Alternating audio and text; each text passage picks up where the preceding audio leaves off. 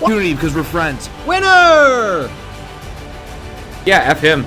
They went from loving this guy, best move ever, to hating him. There's nowhere for him to go. I think there's one place. You can't do that in the national team. Do you even know what you're talking about? Successful and sexy? No. It wasn't aggravating at times? Yes. Sorry, That's not very fair. It's not about being fair. Welcome to the greatest soccer show ever. All Man United fans live in the past. Welcome to We Are Soccer. We're back again, as usual, 9 o'clock to 11 o'clock Sunday night. So much soccer to get to.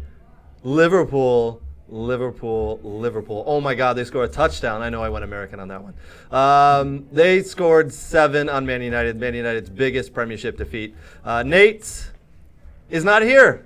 And he probably missed, he probably did that on purpose, knowing Nate.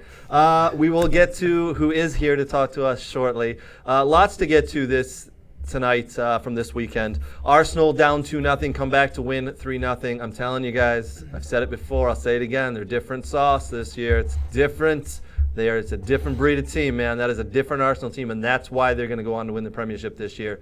Yep, I'm saying it again. Lots of topics to get to. Obviously, Liverpool demolish Man United. Arsenal come back to win. We've got local 15-year-old female player Chloe Ricketts signs with the Washington Spirit. Huge deal. We'll talk about that for a little bit. We've got celebrity owners, even more celebrity owners buying into soccer. This time it's local, or not local, but USA basketball player Anis Giannakampu, the Greek freak, buying into Nashville. So much to get to.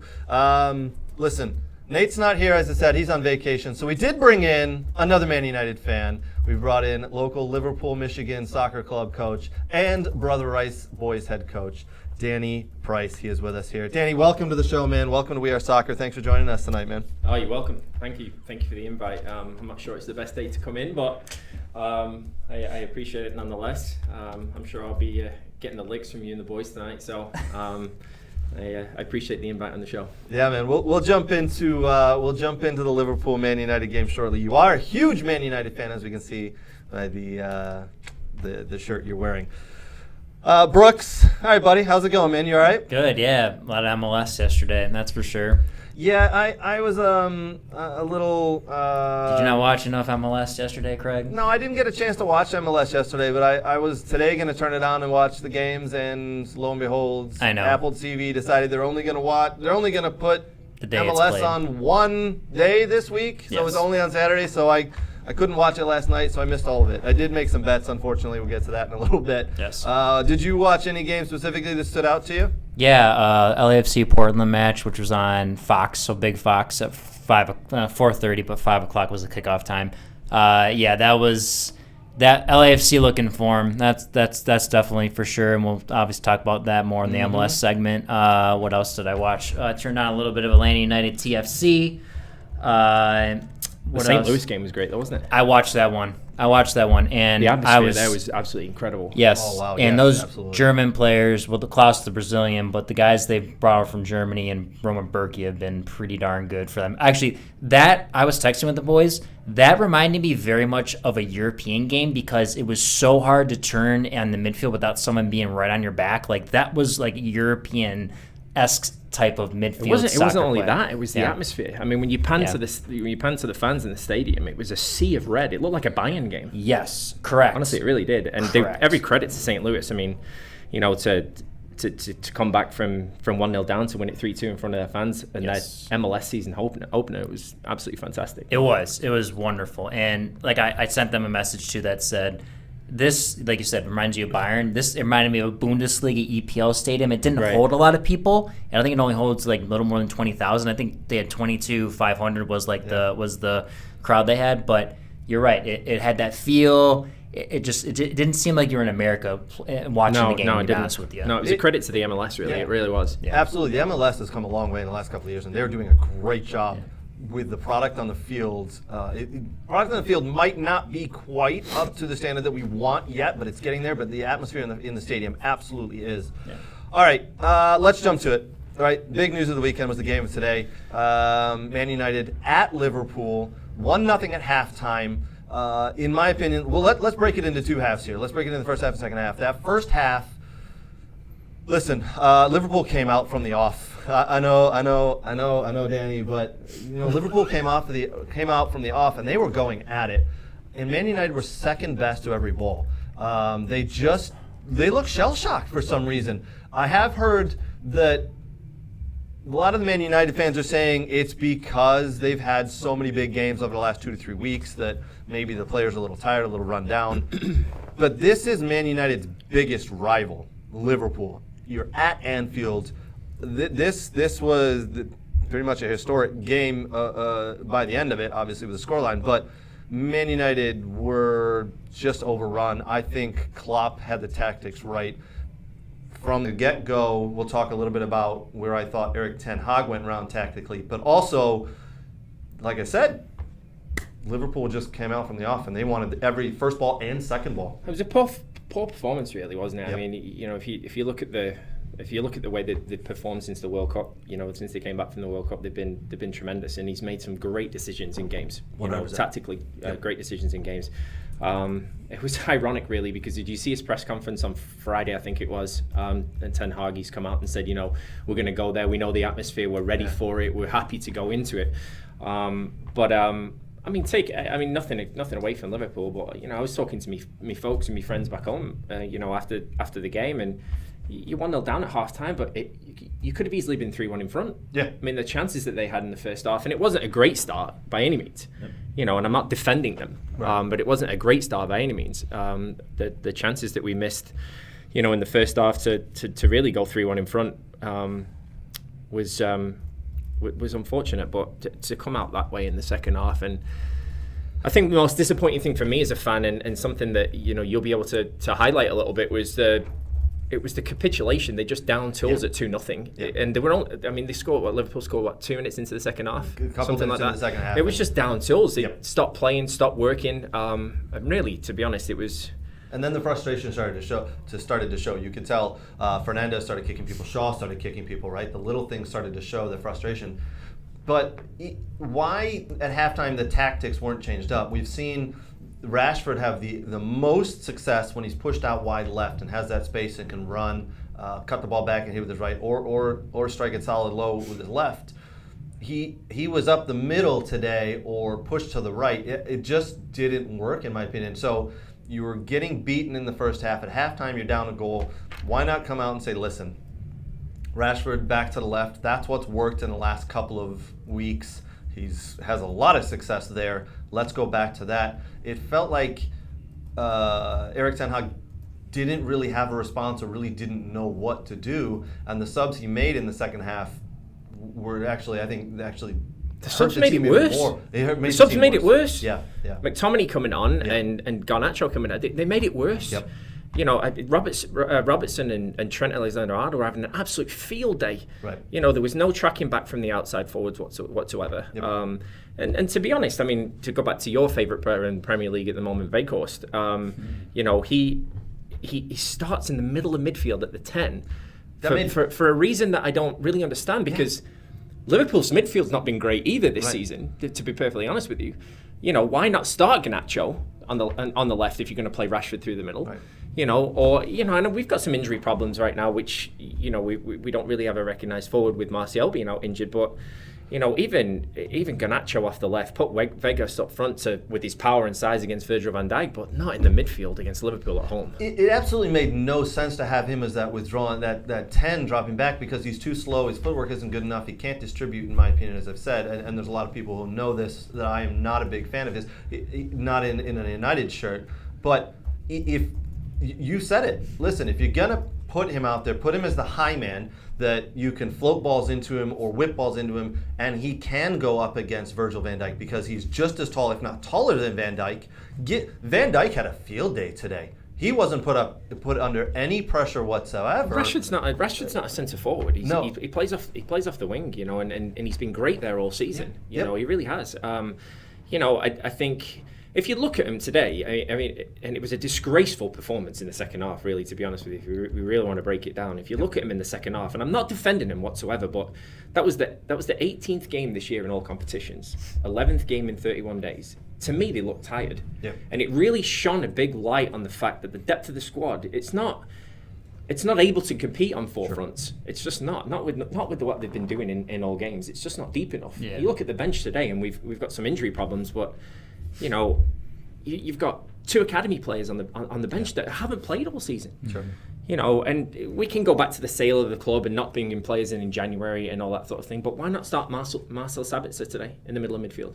Yeah, To get amongst Liverpool. An experienced player who's played against Liverpool and has been on the big stage. Why not start him there? Absolutely. No, I don't get the decision making today. I think you know, we saw a Liverpool team buoyant today. You know, a fantastic performance and a result. I'm not taking anything away from them. I think Anfield it's an equaliser, really. Yep, It's one of the most prolific grounds to go to in world football, and if you're not on top of your game, but to down tools the way that they did and not play the way that we're expected to play, it was shambolic. Yeah. You know, So really, to be honest. I guess my question for you two is because I agree with you, Rashford. Just because you have pace and you can get him behind doesn't mean, you know, you're a center forward. You know, as you said, he's better wide, and when he can work wide, come inside, a good 1v1 attacker. So we have Weghorst, who hasn't done very well. I mean, why not play like with 2 withdrawn strikers and just kind of let them roam a bit sometimes instead of having just a central center forward? Do you think maybe that could be an answer for Man United to try to figure out something? Because he really doesn't have a true center forward right now. Well, he's experimented in the past, even last season. Ragnick did it last season when we had injuries and Pogba played in through the midfield and they played Fernandes as a false 9. It didn't work. It didn't work. You know, and you think, why did he bring him in? What was the purpose of bringing Weghorst in January? I understand the fact that we can't spend money, but what the purpose to bring him in was to play him as a front man because, you know, Anthony Martial's made of glass. Right. You know, he is truly. He's always injured. I mean, he's of the 40 odd games that we've played this season in all competitions, he's probably, I think he's played about 18 games. Yep. So why bring Weghorst in? What was the point of doing that? You certainly weren't bringing him as a 10. Right. You're bringing him as a 9 to lead the line and press the way you want to press. Yeah. And the way that Man United started the game today, they started on the front foot. They wanted to press. So why not play him as why not play him as that high forward and play Rashford off the left? Yeah. It didn't make sense to me. It made absolutely no sense. It was like he tried to get too cute and tried to outthink Klopp, but ended up just outthinking himself. Eric Ten Hag did. Yeah. You can't do that with Klopp because like, he will crush you. You know, when he figures out things. You know, he is very. Him and Guardiola have gone at it enough in the Bundesliga and the EPL because with Guardiola it's all tactics and trying to figure things like. I mean, that's why he's one of the top coaches. And same with Eric Ten Hag. He's done well at Ajax, and he still has time. He needs to transition to Man United. As you said, they still need some players. But, you know, it's you know, kind of figure out new league and the new coaches and the tactics. You know, it's an adjustment still for Ten Hag. I think what he's done in this. I think what he's done in the 7 months has been terrific. You know, there's no two ways about that. I think Don't what he's done in take 7 away months. from it. Yep. You know, he's third in the league right now. He's in the quarterfinals of the FA Cup, quarterfinals of the Europa League, and he's already got a cup under his belt after 6 months with. You know, he's brought some players in, but I mean, he's still only 6 months into the job. Too. Yeah, I mean, he's you know, it's still only 6 months into the job, but it's that the way they got beat today, the way they got against Liverpool as well, against your rival. You know, and they needed that Liverpool because they were winning, but like they haven't had a great season. They didn't really have that kind of like win they've had like this in the past because they've demolished teams like that before in the past. I swear to God, I set it up for myself. I set it up for myself today because I texted him yesterday when he asked me to come on the show. I hope United win, otherwise I'm not going to get the end of it. And then they get absolutely smashed like that. You know, it was watching that game today, watching the second half, because Danny, you're right, that the second goal goes in and some of the United heads kind of just drop a little bit. Yeah. And then when that third one goes in, you're like, in the back of my head, right? So I have been in a lot of, we'll say, arguments or discussions with Man United fans, and I said, for me personally, I would love to see Man United kind of lose this game so I can put some of my little arguments or little pieces to work here with people. And that third goal win, and I went, you know what? This is Liverpool, who haven't been great this year. They're playing against Man United, who can score goals in bunches. Ten Hag knows what he's doing. He'll make some changes. This game's not over. This game's far from over. And as soon as the fourth goal went in, you went, oh, oh my word, this game has been over for a while now. Man United don't have a chance. And then they started losing their heads. We saw Shaw go ahead and kick out at Nacho. Go out and kick out at Nunez. Then we saw Fernandez get a little upset and give the referees, the AR, a little bump and a shove. That could come back to haunt him. I think. I'm gonna defend him a little bit. I disagree with you because I had a little bit of we were in a group chat with some of the Liverpool coaches, the English lads today, and somebody said something today about Fernandes being a bit of a baby and all that sort of thing. I mean, the guy has played 90-minute matches, 3 days, three-day spans. It's a lot on your legs. It's a lot on your legs, and he was upset today. You could see that as a captain, he was upset. You know, and when he gets upset, he does. He acts a little petulant. He does. He acts a little bit petulant. But I'm going to defend him today because, you know, the last 3-4 months since he's come back from the World Cup, he's been absolutely terrific. Absolutely. You know, he's been absolutely terrific. So I'm going to give him a bit of a break today. You know, I am. But the one thing you can't do is put your hand up on a referee, and you saw the linesman kind of go, I thought he was going to get sent off. Because if I'm surprised that what wasn't looked at, I think the FA could come back and look at that, but it's just him being petulant. I have not been a fan of his since he's been at United because he does these little things. He plays, we'll call it the dark arts, right? He's very good at it. You know, he gets brushed in the face and he goes down like he's been shot. But you are 100% right when you say he has been absolutely phenomenal for United once he got back from the World Cup. The one player I will say that I am really, really disappointed in today for United, who I have defended to the hilt, was Casemiro. He was he even on the field? No, he looked tired. He's showing his age, you know? He has been phenomenal the last 2 months. Yeah. But then today you're just... I don't think he had. He couldn't do anything right. I don't know if you remember. There was a period. There was a point in the first half, probably about 10-12 minutes in. Ball's gone out of bounds, and the cameras pan to him, and you can see him blowing out his cheeks. Like he looked tired. Yeah. Like he looked tired. Looked like he'd been. Again, he's played a lot of minutes too. He's played a lot of minutes. And he's older. You know, and he can't play. You know. Again, they're trying to compete on 4 fronts, and I don't. You know, even Liverpool last year, when Liverpool were competing on 4 fronts, made it to 3 finals. And they dropped off in the Premier League towards the end of the season. They have a better squad than we did, and they couldn't handle it. Exactly. It was, you know, it's a lot. It's a big learning lesson for Erik ten Hag and the squad he has. And I mean, he's based on what's going to happen. What's happening now is how he's going to have to deal with what he's going to do in the summer in the transfer market, right? Yeah. He's got to go out and get players who can fit into the club and the culture, stand up and be accounted for. But he's got to get some hardworking players who may not be big names, right? Like United in the past have had these hard-working players who just buckle down and get the job done, right? Or they become superstars. He's only going to be able to do that if he gets the sale. If the sale goes through. Correct. He's only going to be able to do that, and that sale needs to go through in the next couple of months, so they have a planning purpose for the next couple of months. What is your thought on the supposed sale of the club? The Glazers have put the club up for sale. There's been, we know, some Saudis that have bid for it. There's local English, who's escaping my name, Jim. Sir Jim Ratcliffe, That's right. He's bid for it. There is an American group that's bid but doesn't want to buy the club. They just want to invest. What are your thoughts on the sale of the club? Which way and direction do you think this goes? I think the sale has to happen because, you know, the club's so much in debt under the Glazer family after 17 years. And, you know, I think, you know, we were going to talk about, you know, celebrity investment in clubs, you know, MLS clubs and all that sort of stuff. And we'll get to that a little bit later on. But the purpose of owning a football club is investment in the club. It's not taking dividends out of it. Correct. You know, and the Glazers have done that over 17 years and taken almost $1 billion out of the club. So they have to go. Yeah. There's no two ways about that. They have to go. And it's really not to make money either. Most big clubs, you don't really make a lot of money. So if you're looking for a lot of return, it's more you return it into the stadium and the fans than you do in your pocket. Experience, yeah, right? exactly. Look at Tottenham Stadium now. It's absolutely our stadium, and I just went last April. I took my nephew there, and I've gone into the bathrooms, and it's falling apart. Yeah. You know, the roof's leaking. There's been absolutely no investment into that's so sad into Old Trafford because it's such a historic place. It's a historical place. Yeah. The games and the trophies that have been won at that stadium, and it's rotting. If you walk around the outside, it's rusty, it's rotting. Yeah. You know, and they covered over a couple of cracks in the summertime. And they had painters out there painting the outside. This is going to need more than a paint job. Exactly. You know, so I think the sale has to happen. Yep. Do you think a full sale happens, or do you think the Glazers are going to do the, hey, look, we got a group that's going to invest $700 million and they don't really want to own anything, they just want to put some money in and earn some money back? Do you think? Because I think that's a route they're going to go. I don't think they have any interest in actually selling the club right now. I think they're just looking for an investment to help with everything. Yeah. I think the Glazers love owning because. Yeah, they don't. They're in the club is in depth, but the Glazers aren't. Yeah. So if you watch Sky Sports News back home in England, there's a reporter called Kaveh Savakol. He's great. He's like Fabrizio Romano in Italy. He's absolutely fantastic. He knows everything, ins and outs of what's going on. So they've moved to the next stage now.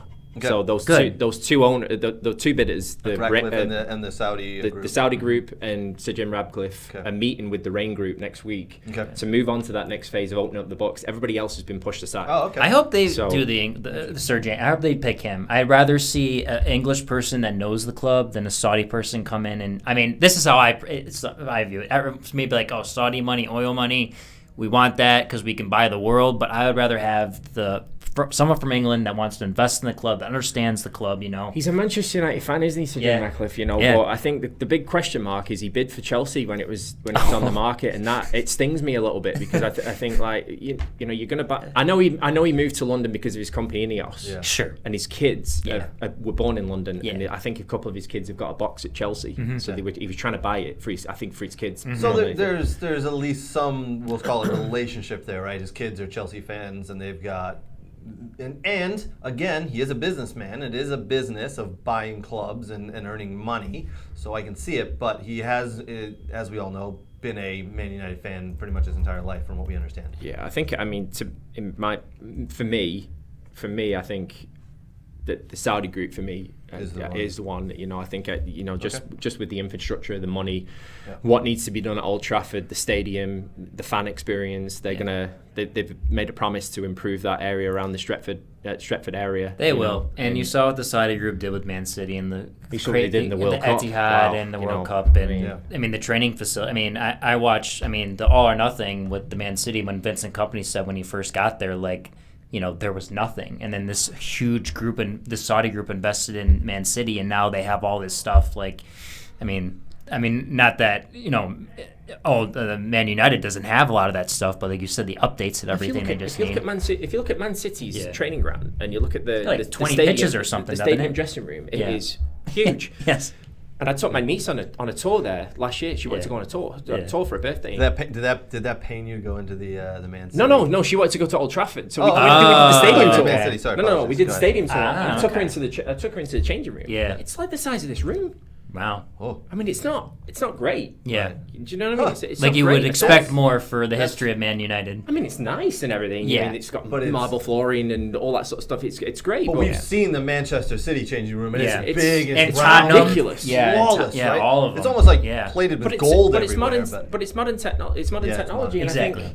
I think this sale has been accelerated by what Ronaldo did in his interview. Yep. I really do believe that. Sure. I really do believe that. I think he said in one of his statements that he would be the sheep, right? He would be the black sheep that was ostracized, basically. And say a bunch of things about the Glazer family. So, and I think it did push that sale, because it was only a couple of weeks after that that they said that they were going to explore a sale or investment opportunities. Yeah. Well, at least he spoke the truth. I mean, we did knock him a bit that how he was kind of complaining a lot and whatnot when we kind of were talking about him leaving and everything. But I do appreciate a player that speaks the truth and is not afraid to say that, and it hurts your career I don't think a little anybody's bit. ever accused him of not speaking the truth, right? He's very direct. Mind. He's very direct with his thoughts. He doesn't sugarcoat anything. I appreciate him for that. Well, I think Man United after this, they kind of take a little bit of time here. They figured out Erik ten Hag will have those players in tomorrow morning to go back over this. Do you think you'll run them again? You think he'll run them? I think he'll give like them a day Dice. off, but I think they'll be in. They'll be doing some film study. But he's gotten to this point in his career not through running the players through the mill and running them through all the bad stuff. He's going to say, listen, bad blip, remember it, but let's not let it weigh us down. Look who we just beat. Barcelona. And that's what look at the trophy we just won. Yeah. We've got to move forward. There's still a lot on the line here. Let's get That's moving. what I said to my dad. My dad called me after the game and he goes, "What do you think?" And I said, and what baffles me the most, and why I go back to your comment about this being a blip, was 2 weeks ago, you've gone to the new camp and you've beaten a team that is dominating La Liga. They're doing well. And we thought, honestly, on the show, we thought they weren't going to do well because of all the financial problems, but they've actually exceeded our expectations. They've done well. Javi's obviously a great manager, but United have gone to the new camp and they've battered them. And they've come away with a 2-2 and it feels like a loss. What a game that was, by the way. It was a brilliant game, absolutely brilliant. And then they brought them back to Old Trafford and pretty much done the same thing. And you're looking at that and you're going, okay, well, you've gone to Newcastle, you've gone and played Newcastle in a cup final now. Newcastle not an easy team to play against. You've beaten them.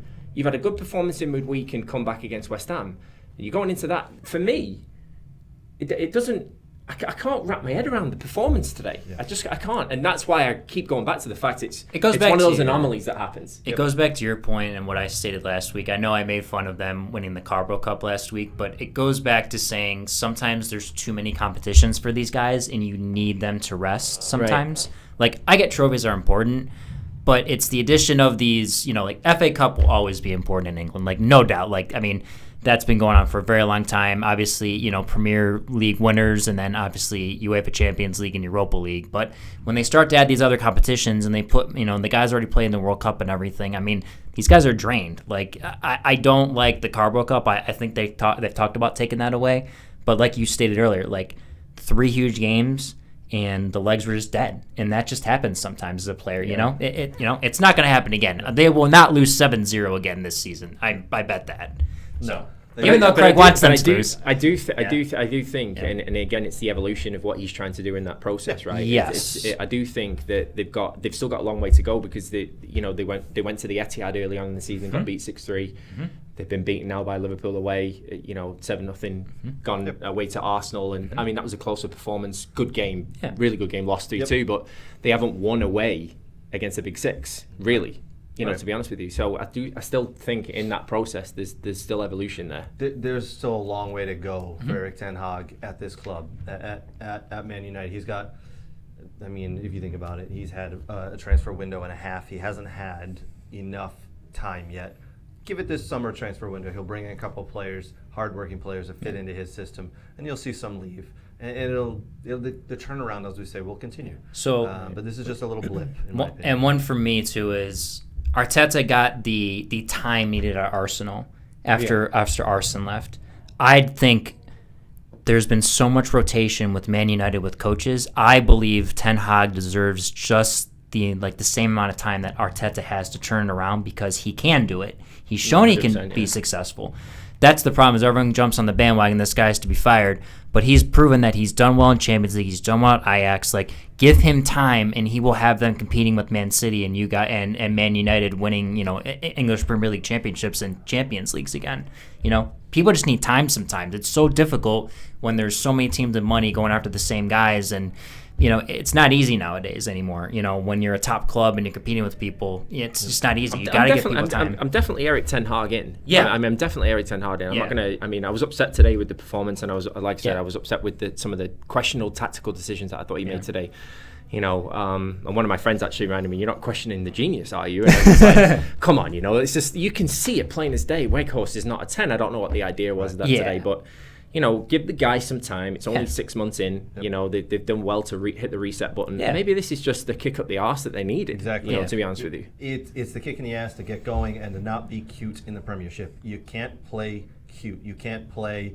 You can't play Weghorst as a 10. You've got to play Rashford out left. You can't be cute. Play to your strengths and rotate the squad properly because if you don't, you're gonna go and get beat 7-0, right? Yep. I mean, at 3-0 today, right? At 3-0, you're thinking. At 3-0, you're thinking, okay, look, this could get embarrassing. Yeah. We got beat here 4-0 last year. It could get away from us here at 3-0. Let's put Sabitzer on, stick him next to Casemiro, and just sit and just clear everything out and just hold it and just sit and just get out of here with 3-0. Hands up. Okay, we got beat by Liverpool. Let's move on.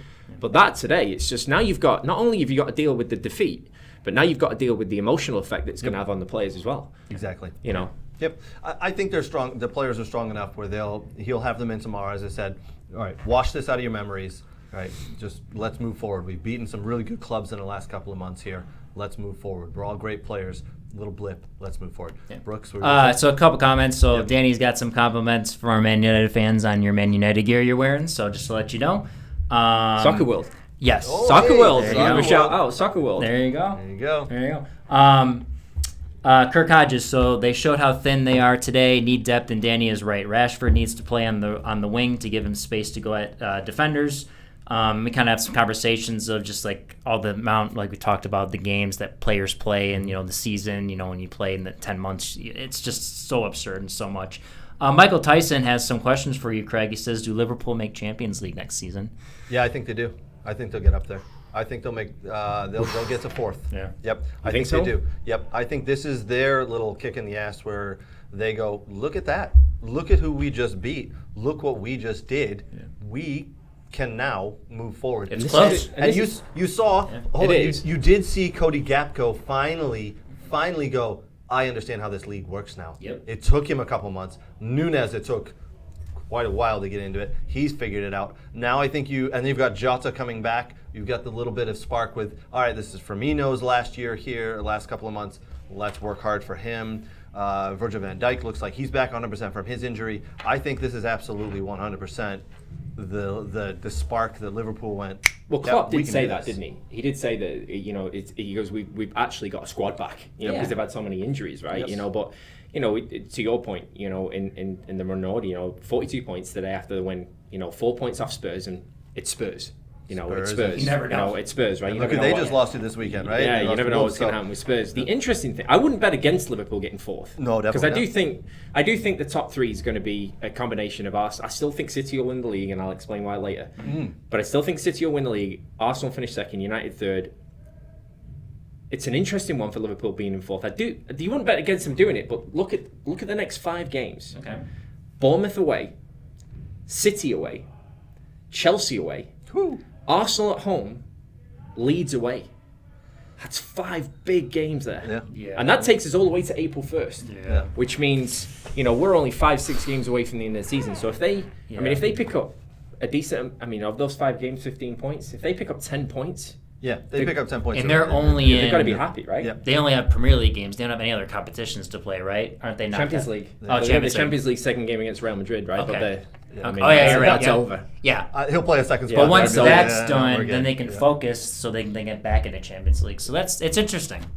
Yeah, I really, like you said, you wouldn't bet against them. I do think, though, that they had such a terrible season in the first half of the season that all of a sudden they've come back. They've figured out that they do have a squad. Yeah. Injuries have kind of healed up. Players are figuring out how to play in this league. Everybody was questioning Cody Gapko, right? They were calling him, 007, 0 goals, 0 assists in 7 games. Well, now he's scoring goals. I think he's got like 3 goals in his last 4 matches, something like that. Yeah. After he had a good World Cup too. With, Yeah, with and I Netherlands. think he's figured out the league. I think Nunez has finally figured out his spot. They're figuring out how to play. You wouldn't bet against them. You're right. But it takes time. It takes time. I mean, you just mentioned Gapco there and Darwin Núñez, and I was having a bit of a laugh at the start of the season. Me with the money they pay for Darwin Núñez. There's a lot of money. There's a lot of money for a player that I thought wasn't worth that money, but that's the market right today. It takes time to adapt to the Premier League. It's the best league in the world. And it takes time to adapt from that. I think, and I hate to kind of break away to another team here, but a good example, it takes time to adapt to the Premier League because it is the best, fastest, most physical league in the world, but it takes time to adapt to a team like a Liverpool, a Man United, or a Man City. And I'll use Man City as my example. Whenever a player moves to Man City, big-time player, whether they've been in the Premier League or not, you don't see them perform for a year. We'll use Jack Grealish as the example. Right. Moved from Villa, and everybody last year said, well, look at him. What a waste of £100 million. It took him a solid year to figure out. But he's in the style team of every week play. now. What, say again? He's in the team every week. now. Every single week. And you know what? He's not scoring the goals that he scored for Villa. He doesn't have the assists he scored for Villa, but he's playing the part. And he might not look like £100 million man, but I tell you what, when you can get into that squad week in and week out, you've done something right. And it took him a solid year to figure that out. Calvin Phillips moved from Leeds to Man City. Well, yes, he's had an injury, but he's not getting in that team because he needs to figure out how to play in their system. Same with Nunez and Gapco at Liverpool, right? Right. You get to that team, new to the league, but it's how do we play within this team, the existing structure of these players and how the manager wants you to play. So, they may have overpaid for Nunez, but it So let's say they it's get working into the out well. Champions League. Let's say they get into the Champions League now. Who do you sign to replace Firmino? Because Firmino's he's free agent. announced. He can sign. He's gone on the free agency. So. Yeah, and Salah may want to move at some point too. He's talked about PSG. They've had those rumors and whatnot. Well, they do have the young kid there who came on today. What's his name? Basic, the Spanish kid.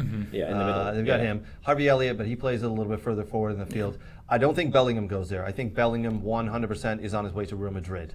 I think so? Yeah, I think he goes to Real Madrid because they haven't signed Modric. Modric is 37 years old, and his contract expires this summer. Yeah. And they've said, listen, we're going to do whatever Modric wants to do. I think he knows himself he cannot compete at this level for another couple of years. It's a tough midfield to crack, though, if he's going to Real Madrid with Camavinga, Modric, Kroos, Tchouaméni in there. I mean, that's a tough midfield to crack. Kroos, I think, is on. He hasn't started a couple of games, too. He has some injuries as well. I think Bellingham goes there this year, and I think next year they might even make a play for Mbappe. I don't see Bellingham going to Liverpool. I see Declan Rice personally going to Liverpool. So I think Firmino's out and Declan Rice goes in to Liverpool, replacing Firmino, who plays a little higher on the field, but I think Jordan Henderson takes a back seat to Declan Rice getting in there. That's my prediction. Rice. I heard Liverpool, Bellingham to Real Madrid. I think it was Sirius XMFC I was listening to, or I read it somewhere that Chelsea's selling Pulisic and they want to sell Mason Mount. Does it make sense for a Mason Mount to head to Liverpool? Does he fit into there? Because he can play. Mason Mount's a tough one, really, right? To be honest with you, because I thought that when Rice was angling for a move, I thought because them two are best mates. Yep. So I thought Rice is going to Chelsea. Yeah. Because he started there before he went to West Ham. That was the rumor for a little bit because of that, right? He went there, but I don't see how he gets. I don't see how Rice gets into the Chelsea midfield. Then just splashing 120 million euros on Enzo Fernandez. No, not anymore. Not with Fernandez. No, I don't see him going there. Correct. I'd see it a little bit differently than you because I don't see Bellingham going to Real Madrid. I think Bellingham will go to Liverpool. To be honest with you, I do. I think they'll try and recruit him at Liverpool, and if he doesn't go to Liverpool, I think he'll go to City because Gundogan is also. He said he wants to leave at the end of the season unless they can sort out a contract. So, I see Bellingham going to City. To be honest with you, if Liverpool don't get into the Champions League, the player's not. No one's going to want to go there. If they don't get in the Champions League, and Klopp knows that, if they don't get in the Champions League, they're going to miss out on 2 to 3 world-class players. And they do have an aging midfield, Liverpool, at the minute, and an injury-prone one with Thiago Silva. I don't think Fabinho's been played well all season. I think Fabinho's been off the mark. Today he did very well. I thought Fabinho did. But you're right, they do have an aging midfield, especially, as I said, with Henderson. Thiago's been injured most of the season, and he's quite, what is he, 32, I think, something like that. Fabinho's hasn't had a great season. Henderson's, if he's not playing internationally ahead of Bellingham. He's not playing internationally. Bellingham's now ahead of him internationally. I think Rice and Mount is an interesting, pair, like an aging midfield. Do they kind of fit in there? I don't know. And if Mason Mount can play as a tucked-in winger into too. Liverpool's, I just don't see Mount fitting in there. I can see Bellingham going there, but if Real Madrid even have a conversation with him, I think Jude Bellingham goes, yep, I'm going there. I'm going to the Sun. I want to play in the Bernabeu. I want to play. You could be right. You could be right. It could be a year, couldn't it? It could be Modric could sign another year. Kroos could sign another year. Bellingham's only 19. He's talked about retiring though. I've seen Tony Kroos, but he's up in the years on the fence if he wants to sign one more year, retire. Bellingham going to Madrid would be brilliant. Wouldn't it, really, to be honest with you. Yeah. He'd run the show. He's absolutely fantastic. It's been a while since an Englishman's been into one of the big La Liga teams. Beckham, and then in the midfield for Real Madrid was obviously McManaman, who went from Liverpool, but he was part of the Galacticos, but off the side.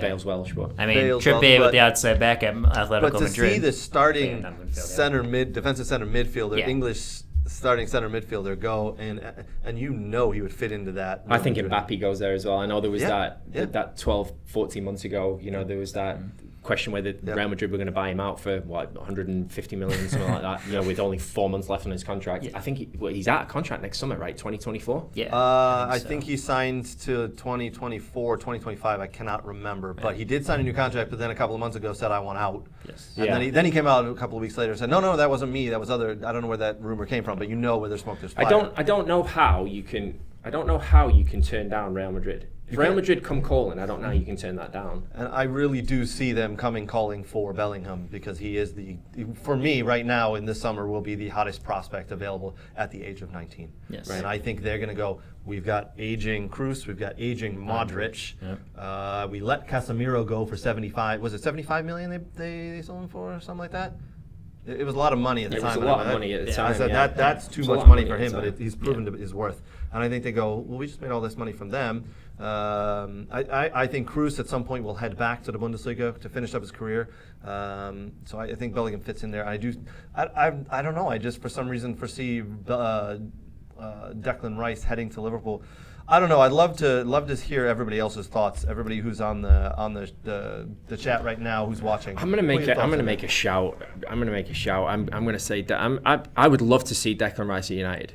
I would love to see Declan Rice at United, just to be an understudy to Casemiro for a couple of years, learn from the best, and then when Casemiro steps away. But I also think, and this is really important to point out, I also think that a very smart move that Man United can make this year, and they haven't made a lot of them in the transfer market in terms of what they've paid for players, signing Marcel Sabitzer on a permanent deal in the summertime is me a smart move.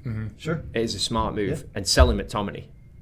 Because I don't think he fits into the Ten Hag way of playing. I just don't. I don't think he's aggressive enough. I don't think he's a good enough defender in that midfield, and he doesn't drive the team forward. And you look at the Carabao Cup final at the weekend against Newcastle at 2-0 up, and he brought on Sabitzer, and I thought, hold on, he's going to sit back here, and he actually drove the team forward.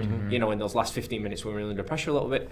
So I actually like Marcel Sabitzer. So I'd love to see Rice at United. That's an interesting move, because as we just said a couple of minutes ago, United are going to have to bulk up the squad this year. So maybe it is Declan Rice. And the year he's having this year, his value actually just went down, right? Last year he was unstoppable for West Ham. This year West Ham are terrible. And I think Rice's performance, because I think he knows he's going to be moving, so he's not.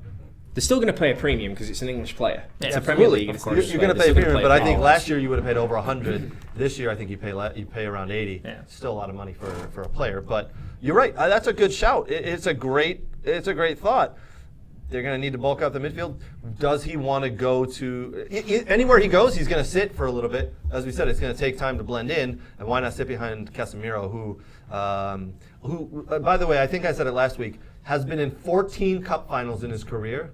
And has won 13 of those. Yeah, you did. Yeah, you did. Yeah, I remember Is you that saying that. not just absolutely phenomenal? Talk about a born winner, right? Well, it's like I told you. You play in a team like Real Madrid, Craig. You're gonna win a lot. Of well, things. that's true. That's true. You But play with Bale and Ronaldo. Come on now. but you're it's the guy funny. in the middle of the field. The funny thing for me was when he signed, I thought, is this a payday? When he signed for We United, all I thought, thought that, right? I thought, is this a pay? It's got to be a payday, Yeah, because to you're going finish from out the career. You're going from a team that's just won 5. You've got just won 5 Champions League titles, countless league titles, Copa del Rey's, all that sort of stuff. I know. And then you go to United, and he's come in and he's absolutely and he's done what Ronaldo didn't do, Yes. which was unite the dressing room. Yes. And put effort in it. Oh, yeah, 100%. We won't count today. But I think he was tired. I think there was something off. He didn't understand what was going on. Something was off today. But other than today, Casemiro has been absolutely phenomenal. And so has Eriksen. I think Eriksen, he's almost a forgotten man now because he's been injured for the last month. Yeah. I think he is a great signing, by the way. I think he really fits in. What about this, though? If you bring a big-time midfielder like Declan Rice in, you've got Rice, Casemiro, Fernandes, Eriksen. Who sits out there? I think, honestly, I think Fernandes could find himself next year as the odd man out a little bit. Tell you what he's done, though, and what I've liked, what Erik ten Hag's done in certain games, and it's worked more than it's not, is he's played Fernandes off the right as a right forward because of how he wants to press. Sure. Yeah. About how he wants, so I could see that. Yeah. I could see that happening. But I do see McTominay going. Yeah. I do see McTominay going. Probably go back to like Rangers or Celtic or something. If APL's not a place. I do see he'll go McTominay. somewhere, but He's you're a right, he Scottish just doesn't lad. seem to fit that Erik ten Hag mold. Sure. No, and you can make a question. It's just like it just becomes a lesser of two evils. It's like it's who you sign. If you're gonna get Sabitzer on the cheap, then you keep Fred. Yes. And you sell McTominay. If you're gonna bring in Rice and Sabitzer, then you get rid of McTominay and Fred. Because now it's a significant upgrade in the middle of midfield. Yep. Yep. Agreed. Why don't we jump and talk about some of the other results that happened over the weekend in the Premiership? Specifically, we'll start with what happened on Saturday. My Aston Villa won 1-0 against Crystal Palace. Did Chris Richards start? No, I don't think he Is did. he still injured? Did Villa actually win that game? Because it was an own goal, right? It wasn't. Ah, we took the 3 points. What I'm really fucking pissed about. Sorry, the swearing. We've won 2 games in a row now, and we haven't even moved up the table. We're just 11th. We stay in 11th. So every week I'm like, great, we have 3 points. Did we move? No, we didn't move up. What the hell's going on? That's the curse of being a Villa fan, mate. I know. You win games but don't go anywhere. I know. It's tough to be a Villa fan these days. Has been for several years. Manchester City beat Newcastle United 2-0. Just kind of Newcastle on a little bit of a downside. Maybe they're getting a little tired here. They just have obviously last week lost in the Carabao Cup final to Man United. This week they play Man City. 2 tough games in a row for them. Obviously, I don't think anybody was expecting them to win last week. It was a professional performance. I watched this. I texted you. I said I was watching the City game. It was a professional performance. It wasn't anything that was. It wasn't thrilling. Yeah. It was just get the job Man done, City put more pressure on Arsenal. Yeah.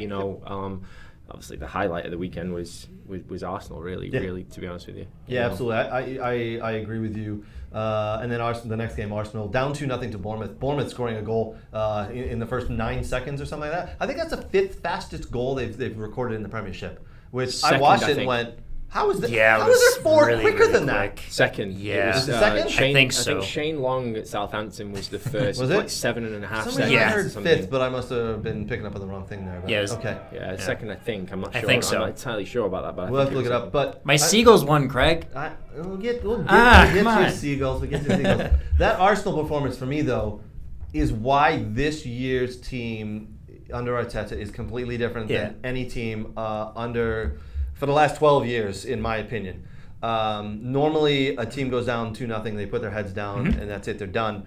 This Arsenal team have been down in several games and have come back and won at the death.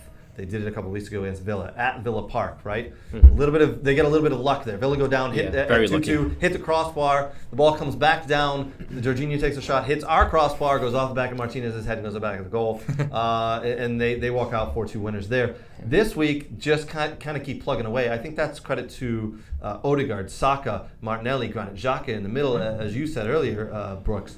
They just don't take no for an answer, and I think Arteta's really turned that club around. What did and you done a watch All or phenomenal- Nothing with Arsenal? Yeah, I absolutely. mean, you can see him instilling that into the players that we don't quit. Like in training, we go 100% all the time. You don't the show final up in whistle. training, like you can leave. We will sell you. Like I mean, it was very much that attitude. You know, like I'm sure that Pep has at Man City. He's a Pep student, though, isn't he? Yeah. He's a Pep Guardiola student. Yeah. And no disrespect to him. I honestly do believe they're playing the best football in the country at the moment. They are playing Sure. the best Oh, yeah. football in the country. Oh yeah. But the squad's not that. There's no depth there. They get 1 or 2 injuries and in trouble. They have. Which I'm surprised they've still stuck around with Jesus been injured because that was the guy that was kind of really producing a lot of the goals. As soon as Jesus Well, went down, Ketty's done well, though, Yeah. hasn't he? Since Ketty's Jesus. done all right. Yeah. He's done okay. But as soon as Jesus went down, I thought, okay, now we're really going to see Arsenal do what Arsenal have done in the past several years. Just kind of drop down a little bit in the league, but they haven't done that. They've kept up that pressure. And Emile Smith-Rowe was injured at the beginning of the year, hasn't played very much, and is now just now coming back. Came on and went off injured, though. Yeah. Did he Yeah, go he off came injured? Did I on, miss went that? off. No, he came on, went Yeah. off injured. Yeah, he's been Oh, dealing I with missed Emile that. injuries Smith-Rowe lately. did, yeah. You know, and what's funny about that one as well is you remember Jack Wilshere? Yeah. Yep. Same thing. Same Young thing. lad. Yep. Came in, injured, out of the team, back in, injured, out of the team, and that's been the same thing for Emile Smith-Rowe too. You know, in and out of the team. Yep. I actually watched the Arsenal 19s in the FA Youth Cup. Isn't Wilshere coaching the 18s or 19s? Yeah, he is, yeah. Yeah, it He's was. back coaching. What a story that is, though. Yeah. You know, for Arteta to keep him around. Yes. Because he's a good lad. Jack Wilshere's a good lad. He Great plays Arsenal. player as well. Grew up in the club, knows the system, knows the club, knows Yeah. the surrounding area. You're right, absolutely. Yeah. It's a I great, will say this though. I mean, it's a comeback statement win, right, against Bournemouth. Yes. They've done it in 8 minutes of stoppage time when there was only 6 on the clock. Yep. You know, and it was Bournemouth. It was Bournemouth. Let's not get carried away. It was Bournemouth, and that's why I still think That's that right on City the bottom will- of the table. Too. Yeah, that's why I still think City are there and thereabouts. Yeah. You know, Bournemouth beat City earlier this year. That's true. It's been an interesting year. you don't expect that. You don't expect that from Arsenal at home against Bournemouth, though, right? No. Not True, this season. because it's hard to win at the Emirates. Not this season. So you can tell that there's. I mean, to me, it looked like they were running on a little bit of high adrenaline. Obviously, getting back into the game very early on in the second half. I think if the second goal had come a little bit later, it might have changed the outcome of the game a little bit. But I think they equalised with about 30 minutes to go. So, but every credit to Arteta, what he's done there. I thought when United played him a couple of weeks ago at the Emirates, I thought Arsenal played some unbelievable football. If Arsenal do end up dropping down and finishing second, is it a disappointment for the club to finish second this year? Is it a disappointment for them? I think so, because they're out of every cup competition. Oh, they're still in the Europa League, and that's the interesting thing is I wanted to bring up here is that they this Thursday they start the Europa League again. So they're going 3 games. So now they're going to start going heavy. They're going to go every 3 days with the Premier League logo. So we'll really get to see rotation, and their squad depth I think is worse than United's. Yeah. To be honest with you. So we'll and that I don't know. I can't rule out City. I just can't. I just can't. And that pains me to say it, but I can't rule out City. I was going to say next question for you is obviously you're a Man United fan. Your biggest rivals are Liverpool, but Man United have had some epic battles against Arsenal over the last 20 years. Some of the teams in certain years, the battles that they ground out, and the team in Manchester City. Who would you rather see win it? Who do you go? You know what? If I had to pick right now, either because it's going to be City or Arsenal, in my opinion. One of those two teams is going to win it. Yeah. Who would you rather see win it if you had to pick? It's a horrible position to be in. It's a horrible position to be in. To be honest, I'd definitely say obviously with Liverpool not being in there, it's better for us. But I don't think enough credit is given to. I mean, we talk about eras in modern day, modern day football and all that sort of stuff, and a lot of people have said, the Liverpool and Man City teams over the last couple of years have been the best teams in the Premier League. Yeah, I don't think that's necessarily true, because I don't think people remember the Arsene Wenger, Alex Ferguson days, Pizzagate, and those unbelievable. I remember the watching Man United with Ferguson. I mean, that team. They always had a chance. They were down 2-0 with like 10 minutes left. They always came back and won. But the Arsenal Invincibles team, that got to 49 games. We actually beat them to stop them getting 50. That team was Patrick Vieira, Henry. That team was absolutely lights out, amazing. What a team! And they had young players like Ljungberg and Pires with a solid back line of with Seaman back there. I mean those battles that United and Arsenal had, where you've got Ruud van Nistelrooy missing the penalty and Martin Keown bumping into him, right? And you've got all that. Those were epic battles, and that club has fallen off since then. Their big thing every year was just finish 4th. Now they're finally back, essentially, and to have a chance to finish first. I think it's a disappointing season for Mikel Arteta if they don't win it, given the fact that they're so many points ahead. Yeah. How they started too. They started so many points ahead. I mean, what's have you got the standings up there, Craig? Here's the table. So Arsenal right now are 5 points ahead. 63. Yeah, 63 points, and Man City at 58. Yep. And obviously, it's going to be those two, because I'm sorry, because they play each other at the Etihad in a couple of weeks as well. Yeah, they play each other at the Etihad. It's a big one. It's going to be massive. I mean, I think we'll get to see how Arsenal handle, playing midweek Europa League and Premier League games and all that sort of stuff. But every credit to him. If I was obviously I'm a betting man, so City for me win the league. Okay. I would like. That requires Arsenal to probably lose 2 games and draw a single game, in my opinion. So to drop 7 points is where I think it would need to be in City to run the table, essentially. City have done it before, haven't they? Oh, absolutely. City have done it before. Yeah. They've done it a couple of seasons where they've gone on a run of 10, 15 wins. So you can definitely see them doing that. I think it's a horrible choice. I'm going to pick City logically. I don't want either of them to win it, to be honest with you. So, Well, don't forget too. We have Man City's also still in FA Cup, and then they're still in they're in Champions League too. Yep. So they do have more depth than Arsenal, like we talked about. Yeah, they've got way more depth. And they got to play my Seagulls at the end of the year too. Is that the final game they have? No. Let's see. Their next one. So that was postponed. Man City, West Ham. So they're switching that one. So Man City, Liverpool play April 1st. Southampton they have April 9th. Leicester City on the 16th of April. Brighton and Man City the 23rd. Arsenal's the 26th of April. Then they have to play Fulham, who's actually had a very good season. And Mitrovic, and actually Mitrovic has been rumored for stuff on the move, so I wonder if Liverpool would be an interesting move for Mitrovic. Man City play Leeds on the 6th, Everton on the 13th, and Chelsea on the 20th, and they finish with Brentford on the 28th of May. So it could come down to the final match day. It could come down to that final game. Yeah. For that game in April, though. I mean, can you imagine getting to April 26th, Man City at the Etihad against Arsenal, and they're within 2 points? Yes. Oh, I mean, the pressure on Arsenal at that point would... and then you're going to get to see whether Arsenal have made that transition from being, a team that's there and thereabouts to a title contender. Yeah. You're absolutely not wrong. That's one we're going to look forward to.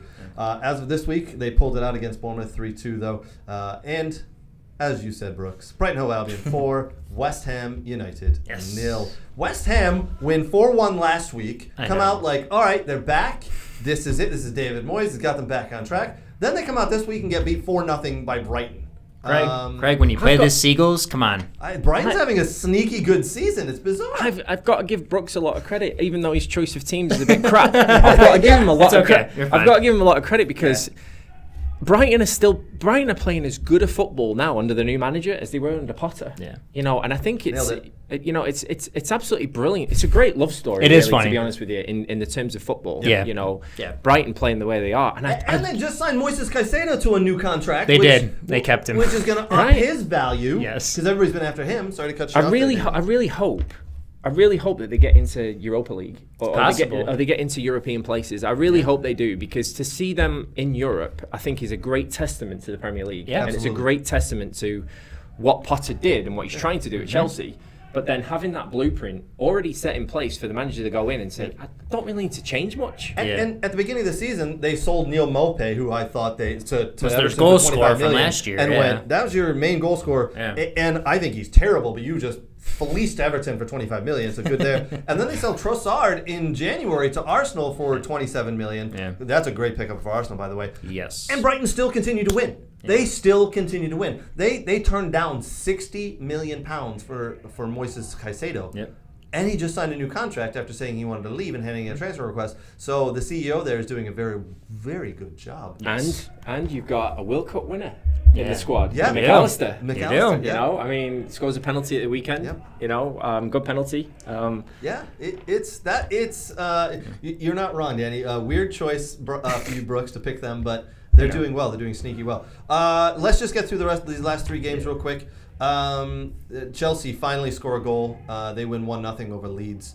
Although Chelsea it looks like Graham Potter went back to Kai Havertz and Sterling and some of the Mason Mount and some of the players who were in the squad or at the club prior to him, and just said, I have to try something here because nothing's working. They're hard to watch though, Chelsea. It's terrible. Does Sterling leave at some point? I'm sure he's fed up with everything. He has to if he wants to play. They are hard to watch. I mean, they could not hit the ocean from a boat. Yeah. I mean, they're not scoring goals. I mean, Fofana scored the winner at the weekend, didn't he? Off a header, but he missed one a couple of minutes earlier with a header as well. I mean, just a corner kick. Terrible to watch. Absolutely horrible. But have Chelsea in the last 10 to 15 years ever been good or entertaining to watch? No.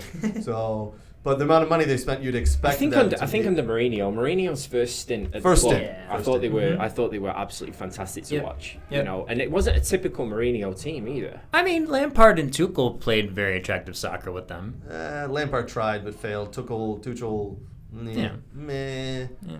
Would you be surprised if Mourinho ended up back? No, nothing surprises me with Chelsea. To be honest, nothing surprises me with Chelsea.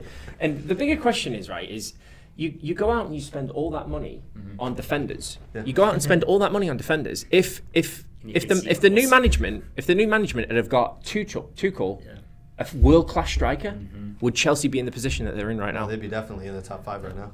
You know, because they, you know, sometimes they play some decent football at home. You know, they do. But I think Chelsea and United are missing that world-class striker. Yep. You know, and who do they get in the summertime? Does Lukaku come back from Inter Milan? I think Lukaku might actually fit into Graham Potter's system if he can stay I think healthy. he doesn't want to go Or does back. he stay? Does Probably Potter doesn't want stay? That's the bigger question. No, Does Potter stay? They We don't make think he Champions League. I doesn't. think he's gone. Yeah. And it doesn't care about the money because they got a trust fund, right, that they've got. Yeah. set Be up there. interesting because the 3 points they picked up this weekend, they play Dortmund in midweek, right? Yep, and I think they Yeah. will. I think they will get over Dortmund there because they were the better team in the second half of that first game. So I do think they get past Dortmund. I think Dortmund. They're 1-0 down from the first leg, right? They are. Yeah. And I think even Dortmund said this. Chelsea were the better team and probably should have won. Mm-hmm. I think they'll put it together, and I think they'll get that job done. Right. That game's at Stamford Bridge this week. Yeah. Yeah, it's going to be interesting. Let's quickly finish up. Wolverhampton Wanderers 1, Tottenham Hotspur 0. It's an upset. Fall off. Diego Costa goes down with a knee injury. Looks like he could be. That could Serious be his last one, it time. looked like it, didn't it? He's out. He's going to be done there. We'll talk about Wolves a little later as they've entered the TSTV7, the 7v7 tournament down in North Carolina. I want to talk about that a little later. Southampton 1, Leicester City 0. Leicester City. That's an upset. Yeah, I thought Leicester City were going to go on a little run and really save their season. Yeah. And then they lose to I tell you what, Southampton. who did they beat? They had a couple of big performances before they came to Old Trafford a couple of weeks ago, and it was the first time I'd seen Leicester play since before the World Cup. You know, and they came to Old Trafford, and I watched the game. Performance. They beat February 11th. They beat Tottenham 4-1. They beat Craig's Villa 4-2 on the 4th, and They looked really good in that game, by the way. They pounded us. Yeah. The first 20 home. minutes, Yeah. the first 20 minutes at Old Trafford, they could have been 3-0 up if it wasn't for De Gea. Yep. They could have been 3-0 up. And De then Gea was Rashford, man of the match De by Gea far. by Right? far. And you're Wonderful absolutely that 100% match. right. and then Rashford scored, and the game got away from him. And ever Yep. since then, it's gone downhill. But And Brendan Rodgers, I think, will find himself out of a job this year, and he will be on the lookout for a new place to manage. All right, boys. We're going to take a quick break here. Before we do that, though, I do want to show everybody a nice little video from MSC, Michigan Soccer Network. Michigan Soccer Central. Robert was at the what is it, Brooks? Where was he at? It was like the owners meeting for the Midwest, the M as in Mary WPL, so the Midwest Premier League, the amateur league here in Michigan and around the Midwest. Yep. So Robert was there. He's been to the meeting the last 3 years, talking to people, just conversing. So he has a little video, and then the podcast for MSC this week. He will be interviewing some guys and revealing some new information that they have. So if you support any of the clubs in that league, Robert's going to chat about it here and going to have a lot more coming up. Also, big thank you to some of our friends, Soccer World, some of the best soccer gear around, man. They got 3 stores here in the Metro Detroit location, and soccerworld.net is where you can find them. Next Level Training, we're going to talk about a young lady who came out of Next Level Training, has made a huge impact in the world of soccer, especially here in the United States, all over ESPN, all over Twitter. And then superfanpacks.com. If you're into sports cards or memorabilia, check out superfanpacks.com. But for now, go ahead and watch this quick 1-minute video from Robert, and then we'll be back in a couple minutes to chat for the rest of the show. Lots to come. Hey, what's up, guys? Robert Kerr, host of the Michigan Soccer Central podcast, your show where we talk about the world's game happening right here in the Great Lakes state of Michigan. Just coming back from a long weekend in Chicago covering the Midwest Premier League general meeting. It was a big one because there are 16 teams competing in the Great Lakes Conference, 2 divisions of all Michigan teams. So had to get on that.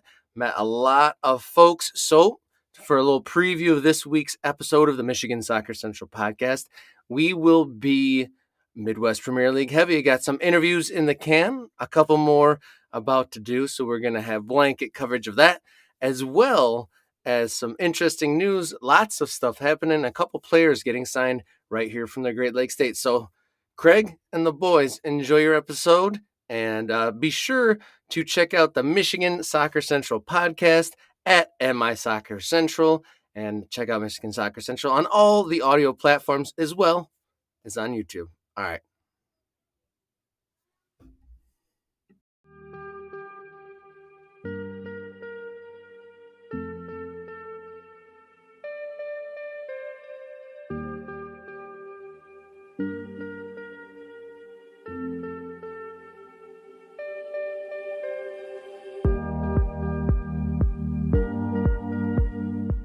touch, tempo, yes, drop out, good. Yes, touch, play, right foot, yes. Scan, good. Touch in, play, drop your hip, right, yes, good scan. Yes.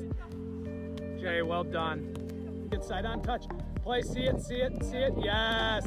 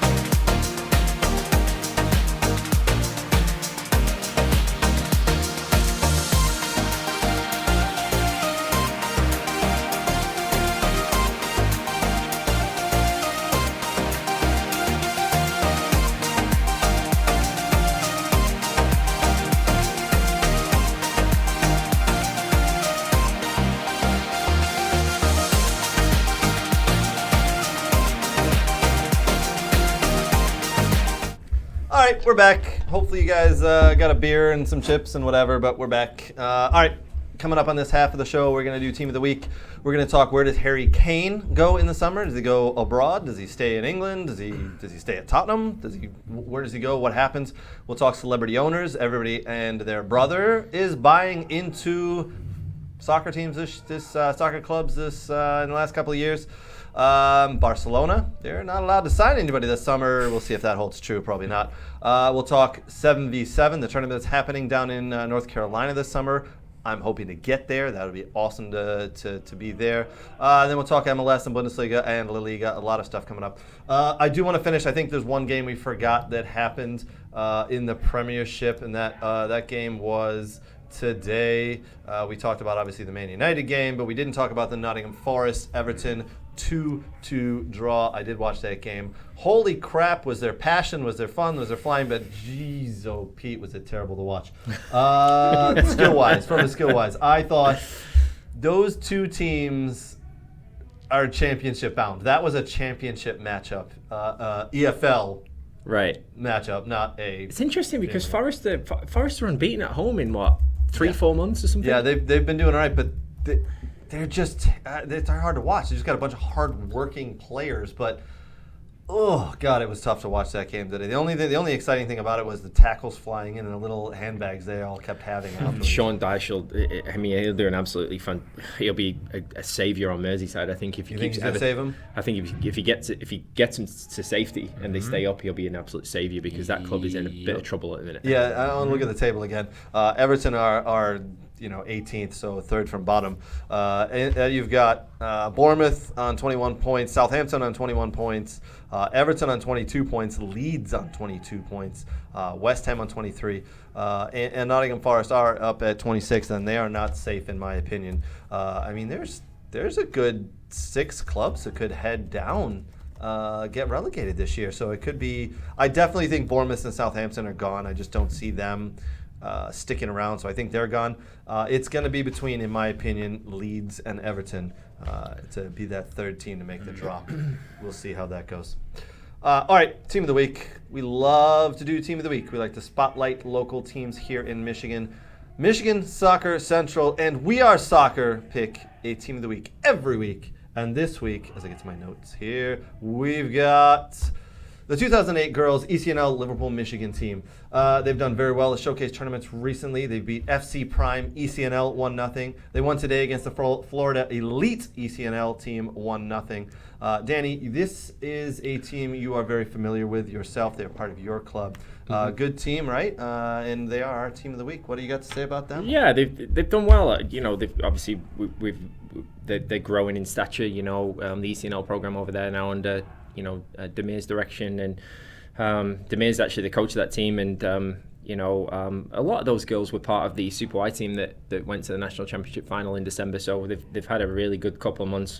Finished off their ECNL season strong, and their showcase games over the last 3 or 4 weekends have been great. So yeah, we're really happy with them, and obviously Damir is a fantastic coach and the girls are doing well, so definitely a shout for Team of the Week.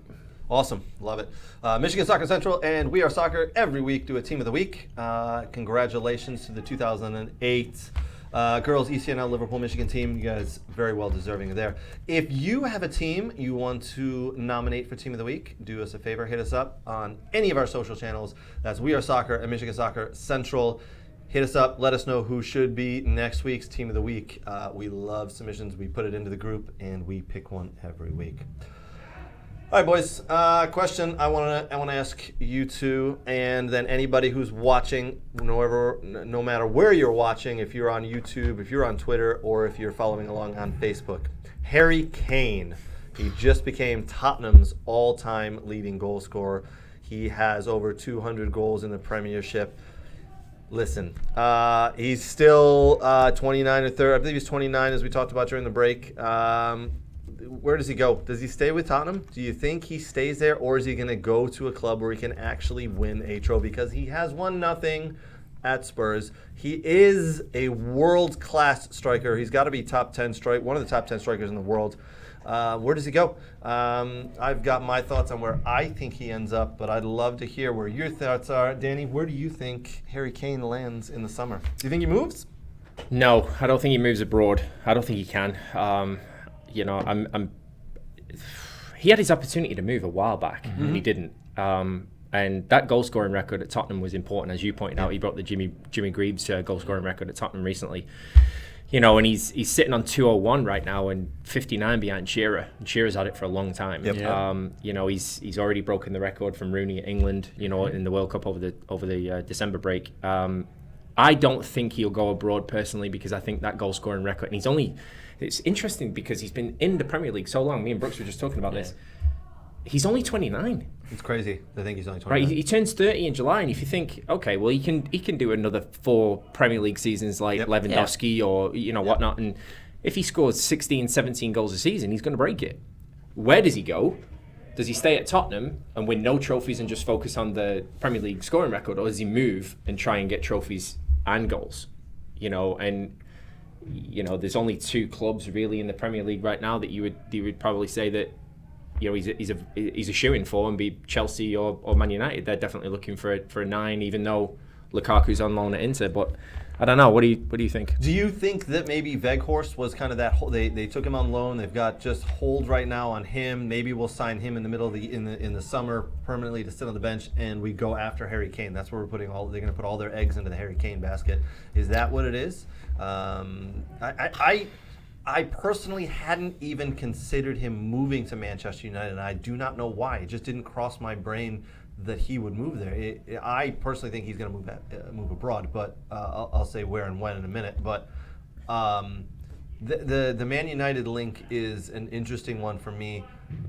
I do see the Chelsea link as well. I could see that happening. I can't see him going to another North London club, though. Can you?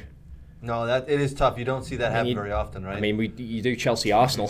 I mean, they're like feeder clubs for each other, right? You do see it there, but I can't see it with Harry Kane. I mean, selfishly, I'd love to see him at United because I think he'd score a lot of goals there, and we're definitely in need of it.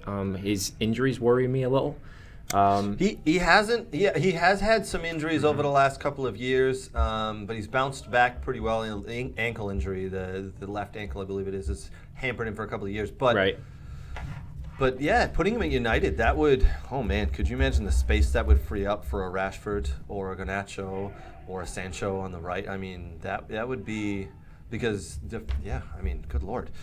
I mean, you don't know. Obviously, you don't know. I mean, the elephant in the room, right? We don't know what's going to happen with Mason Greenwood either. You know, whether that's going to be a keep or a sale or something like that. So, you know, I think that there's definitely a need for it. What's the young lad at Napoli? Osimhen. What a I can't player. pronounce his name. Osimhen, I think. Something like that. It's it. either. I mean, Kane. I mean, I know Osimhen's been mentioned in the media. He's younger, right? He's only 22, but I mean, he's been young, early 20s, banging in goals for fun. Yep. But by the way, Napoli play such a great brand of football. Yep. You know, and you know, you can see. I think Kane stays at Tottenham and goes after that record, or he moves to one of the other big clubs. Yeah. You know, and you know, I don't think it'll be an Arsenal or Chelsea because it's North London. Yeah. You know, so City, he was going to go there, but Tottenham wouldn't let him go, and then they signed Haaland, so he's definitely not going to City. Definitely not going there. You know, no. Does he go to Liverpool with Firmino going out the door? But then, you know, they've got Gakpo, they've got. Yeah, I don't see him going to Liverpool. I think because of Gakpo, the money they put into him and Nunez, and I think that's that position. One of those two positions is right where Harry Kane plays. I don't think he can drop back and play any further on the field. He likes to be that highest man up there. Villa are looking for a forward, right? Villa are definitely looking forward. Always. Yeah. Always. You could go to Villa. I would love him at Villa. But I do, for some reason, in my head, I have him going to Bayern Munich next year. In the summer, I have him going to Bayern Munich. For some reason. Why do you say that? It makes sense. Since Lewandowski left, they've been lacking that killer instinct up top. And Mane's come in, but he's had some injury issues. I think he likes to play wide left. So I think there's a role up front for Bayern Munich to fill, and I do think they spend some money and go get him. I think Daniel Levy of Tottenham says, we're not going to be playing against Bayern Munich anytime soon. I'm happy to let him go there for the right price. Whereas Man United or Chelsea or any English team come in, he goes, yeah, this price has gone up 30%. So you're not paying 100 million, you're paying 130, 140 now for him. I can't see Bayern Munich dropping 75, 80 million pound on. They don't tend to do that. They don't tend to do that, do they? No, and there's a cap in the Bundesliga, as Nate's explained before, too. I 100% agree. Yeah. I think they find a way to get it done. I don't know why. It might. Maybe it's a pipe dream. I just would love to see him in the Bundesliga, because I think he scores 3 goals a game. When Mane left Liverpool and went to Munich, it was only, 25? 35. It was 35 million, and you just still went, wait a minute, that's way below what he should be going for. And I think he's donating them, back to his hometown. No, he's donating some salary back. Was his World Cup money he donated back? Yeah. So I think it was understated the impact that Mane had at Liverpool. Yep. 100%. Understated. I think that was a massive transitional part for them this season in their form, and obviously with the injuries as well. Yeah. But it's going to be an interesting one, because I do think if he stays in the Premier League, I do think he'll break that record. Yeah. Absolutely. No matter where he goes, or if he stays at Tottenham, he'll break that record, provided, as you said, he stays healthy. It is an interesting. But what a way to you've broken your home club Tottenham, Jimmy Greaves' record. You're the leading scorer at England International, and you break the Premier League record by arguably the greatest forward that's ever played in the Premier League. Yes. You know, does he announce himself on a legendary status there as the greatest goal scorer in the Premier League? Yeah. It's not very often that you have star strikers moving clubs like that, but we have seen it. RVP left, obviously. He left Arsenal, went to Man United. Torres went from Liverpool to Chelsea. Exactly. Yep. And Shearer, he actually switched clubs, right? Well, Shearer went Blackburn, Newcastle. Blackburn back to his Newcastle, hometown, Yeah. So we've seen these strikers who are top strikers leave and move clubs in the Premiership. But it's very far and few between these days where you let someone like that leave and go inside of your own league. Yes. Right. And like I said, Daniel Levy is notoriously hard to deal with. He drives a hard bargain. Yeah. Any club probably would have sold Harry Kane, last couple years ago, for the money that was coming in, but he just held out and held out and held out. Yeah. And he knew that if he wanted a top manager like Conte, you'd have to hold on to Harry Kane. And Daniel Levy did a good job. I can't stand Daniel Levy though. I can't stand him. Just you spend all this money on a stadium, right? And you're keeping all these players. I mean, you're reluctant to let Gareth Bale go to Real Madrid a couple of years ago. Yeah. I mean, when Tottenham sold Berbatov to United, it was literally the last second of the and they drained every bit of money out of us whatsoever. Yep. They act like this big club. Yeah. That's not. I mean, they might won a trophy in forever. I think I saw 15 years. Is the last time they won it, or has it been longer than that? No, I saw something like it was a League Cup or something. Yeah. 15 years ago. 15 years ago, Harry Redknapp is Milan, I think. All right, you want my breaking news for where Harry Kane's gonna go? Yep, I love it. Yep, it's not Bayern. It's not Bayern. Don't you dare say the MLS.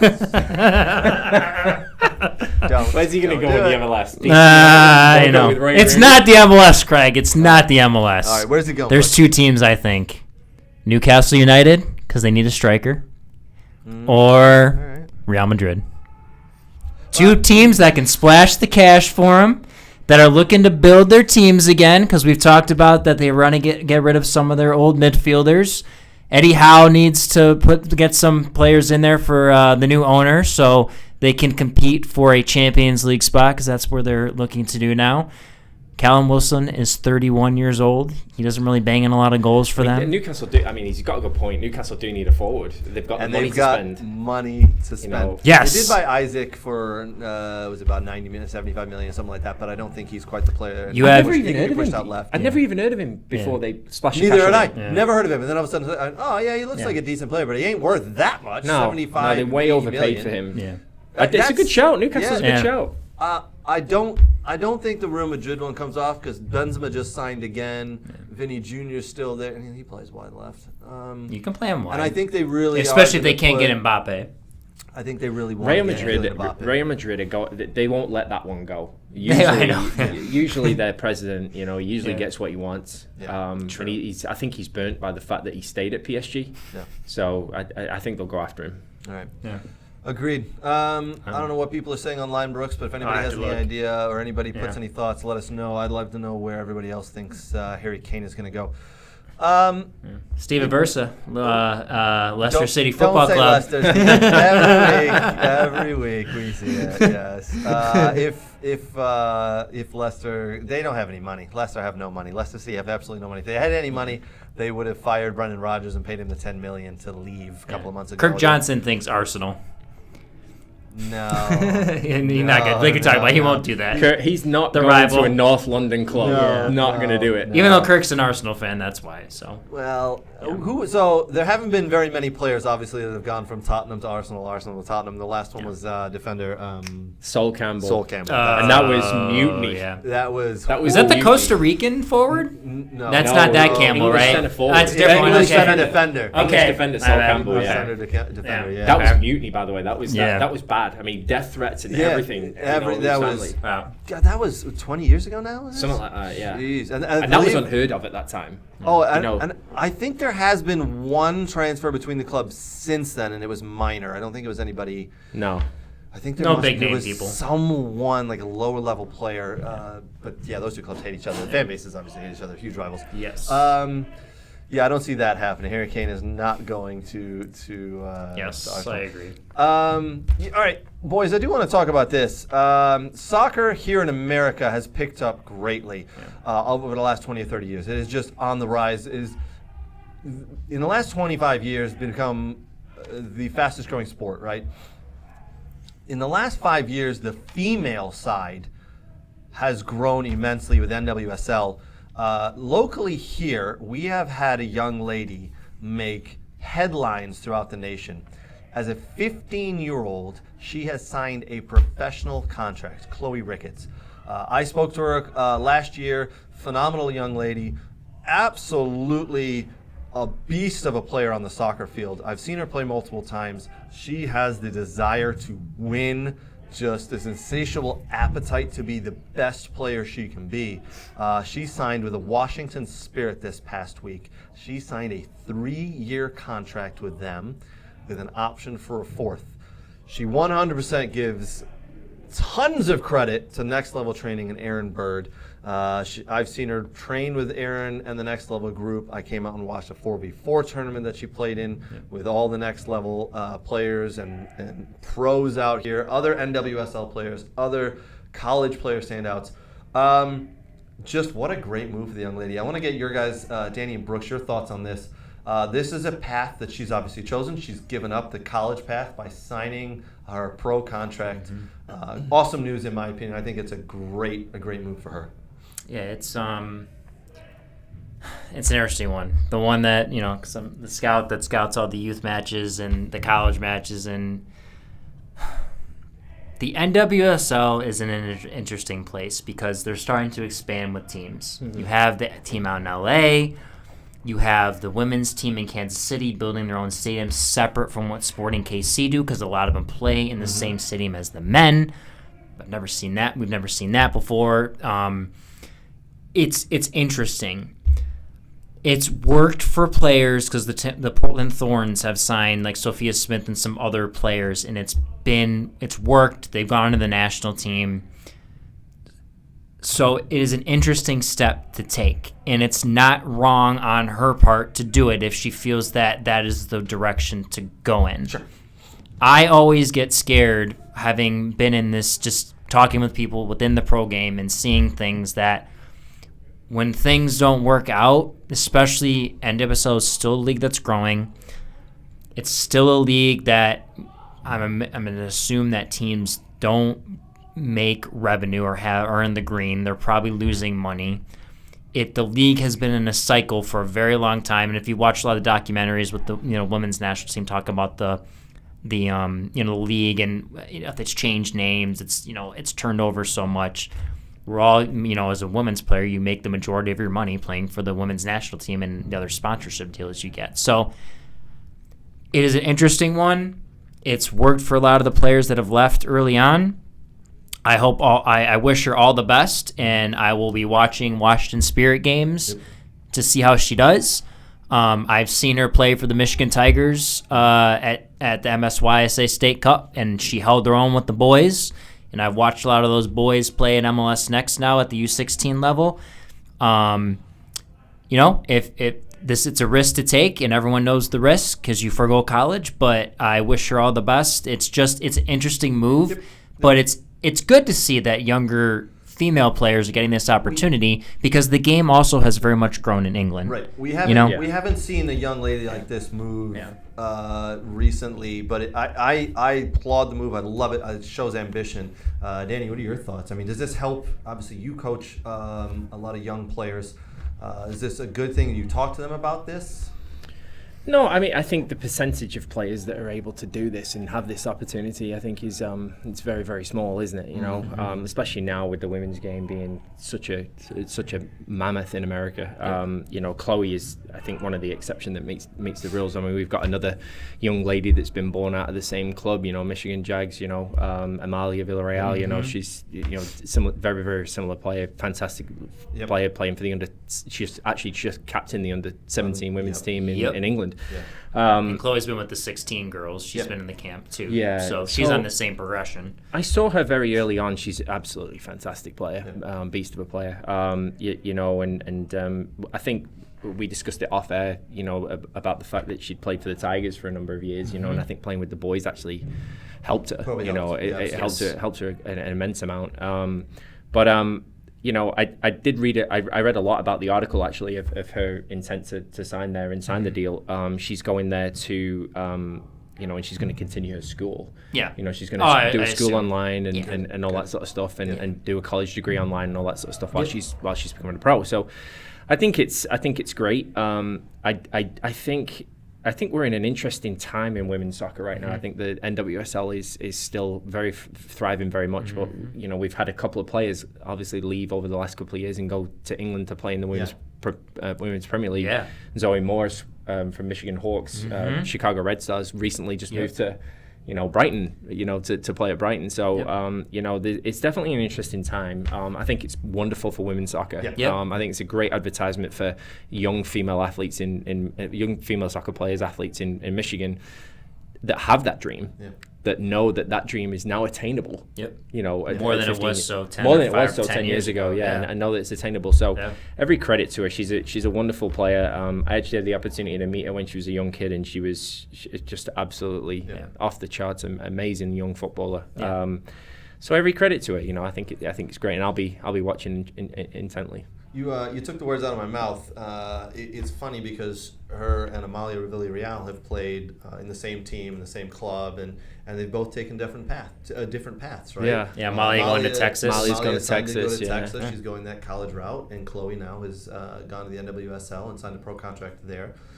So the pathway to get to where you want to go is different, but in my opinion, for the women's side, the ultimate goal is to get back to the U.S. women's national team, that full U.S. women's national team. And Amalia feels that going to college is the best route for her, and Chloe thinks the other direction of going to NWSL, signing pro at 15 is the right direction. And it's not the same. The right path, the same path isn't always the best way. And so there's different paths. It's great. I love it. I absolutely love it. So it's good to see, right? Options. Yeah, and it's good for the league to promote. I'm just glad that, this isn't like a Freddie Adu situation with MLS where it was like you had a 14-year-old and he was the face of the league. Like, this has happened several other times within NWSL, with names, but they haven't pushed these players to be the face at such a young age. So she's been given precedent, right? Now I think that's the most important thing, that she's been given precedent, that this type of situations happened before. It's not unprecedented. It's happened.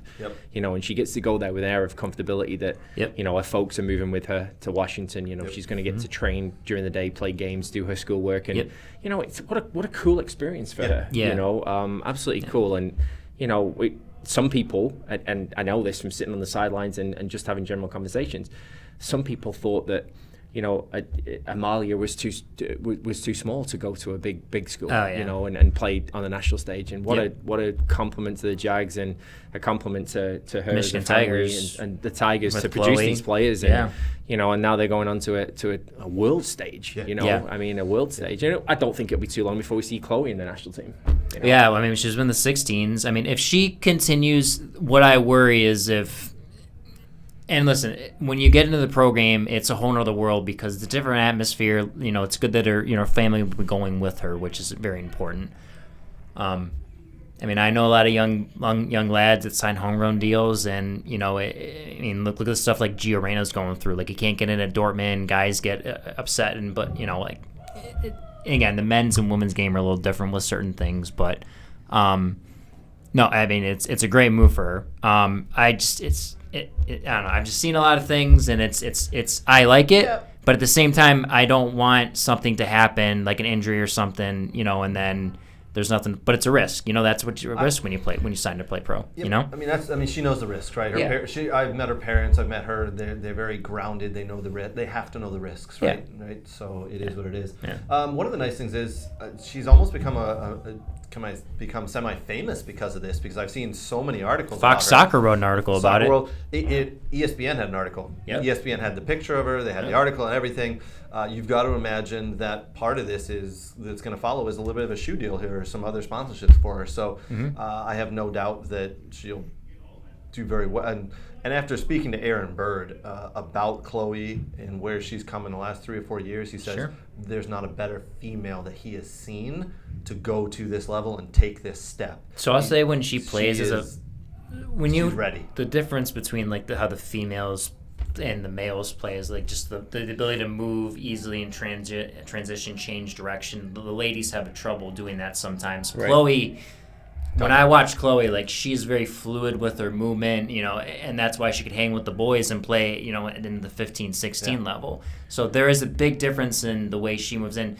It helps to be a little smaller, just kind of like Amalia too, because you have a lower center of gravity, change direction. But they have a very common. Both of those two players that we just mentioned, Amalia and Chloe, they have a very common denominator. They both have courage. Yeah. It takes a lot of courage to go and play professionally at 15 years old, and to go and do what Amalia's done with the under-17s national team. It takes a lot of courage to do that. So, they've been doing that their entire careers, training 5-6 days a week. They've put in an incredible amount of dedication to get to this point in their careers. Yes. And, obviously, immense bravery and courage to go and do that, and I think it's something that we should highlight and something that we definitely promote in the right way, because it's what a great advertisement for Michigan soccer. And the female athletes that are currently playing the game right now to say that we've got a target. We can hit that target if we want to. Yeah, and you got other players like Alexis Spinastra, who played at Hawks and went to UVA. Courtney Peterson, who went to UVA, played at Hawks as well. They train with Aaron Bird at next level. Obviously Michelle Cooper, who was in Nationals, played at Nationals, and and we've talked to David Robertson, and he's mentioned a few of the girls that have been in the 15, 17 girls national teams. So there are a lot of them. I think there's almost every club here in the state of Michigan has a young lady or two in their club that can get to the next level, whether it's going straight to NWSL or going to college at a high level, a Division I high level program. Every single club, because this I've talked to a lot of people over the last couple of years. Michigan's this hotbed of soccer. Yes, it's unbelievable. Yeah. Men, women, whatever it is, like it, and it's finally getting realized. Some of these players going out and exploring this, and the world seeing them. So it's great to see. All right, one of the other items I want to talk to you boys and talk to everybody about is the 7v7 tournament that's happening down in Cary, North Carolina. I believe it starts May 31st and heads into June 5th or somewhere around there. A 7v7 tournament that seems to be taking the world by storm. So there's going to be 32 teams in this tournament. It's almost like it's a mini March Madness NCAA basketball tournament, right? 32 teams, 7v7, winner earns $1 million. All right, so it costs you about, depending on when you sign up. If you sign up now, if you were one of the first 10 clubs to sign up, 10 teams to sign up, it's going to cost you $10,000 to get in. The next 10 clubs is $15,000. The next 10 clubs, I believe it goes up to $25,000. And the 32nd club is actually going to be auctioned off. So you got a bid to get in. Oh, interesting. So we've seen Wrexham have signed up. Wrexham obviously have come to stardom because of the Rob and Ryan and the Welcome to Wrexham show. Yep. Rob and Ryan are on the roster. I told Craig, we talked about this the other week. But why are they on the roster? Craig. It's a publicity stunt, right? No, They're Craig. Not playing. Craig, this is good. We want the celebrities to get into this. This whole tournament screams exhibition boxing. The Jake Paul, Floyd Mayweather situation at the moment. It just screams exhibition boxing. It's great idea, innovative idea. Yeah, I love it. Absolutely ludicrous. Yeah. I think Wolves have just signed up for it as well, right? Bingo. That was the next one. So Wolverhampton Wanderers out of the Premiership have signed up. Now they're going to have a team there. Necaxa out of Liga MX have a team. Dempsey has a team. Yeah, he's going on trial. He's taking trial plays. Yes. He's having tryouts around this the country. This is great. He can showcase people, and if they maybe get contracts from that. I think we should buy a team. Yeah, all the money we got. I don't know if Leo Soccer has quite $10,000 to get in, but we'll see what we can do. I'm just saying, I like Clint Dempsey's approach because he's going to find people to do tryouts, to find them, and then maybe they can earn a contract from someone, from all the big people. That's awesome. Yeah. people don't get into inner cities enough around with these teams sometimes, like looking for players. That's the great part of it, you know? It's an unknown name that may become a superstar in USL. It's a really good point, actually. Yeah. Imagine if one of these players actually plays on one of these rosters and they get picked. I mean, it's possible. A reality TV show in a way, right? Yeah. So, but imagine if one of them gets picked up by an MLS club as a developmental player, or he wasn't getting found. He was a bricklayer at the age of 22, and all of a sudden, and it happens. Showed up to a Clint Dempsey. Look at the Jamie Vardy situation. Yeah. He was the same thing. A brick builder, bricklayer. You know, come through the ranks at Fleetwood Town and playing at Leicester, played for his country, you know. Yeah. Speaking of which, I want to tie two of our stories together. This story, the 77, and the story, the discussion we had about Harry Kane.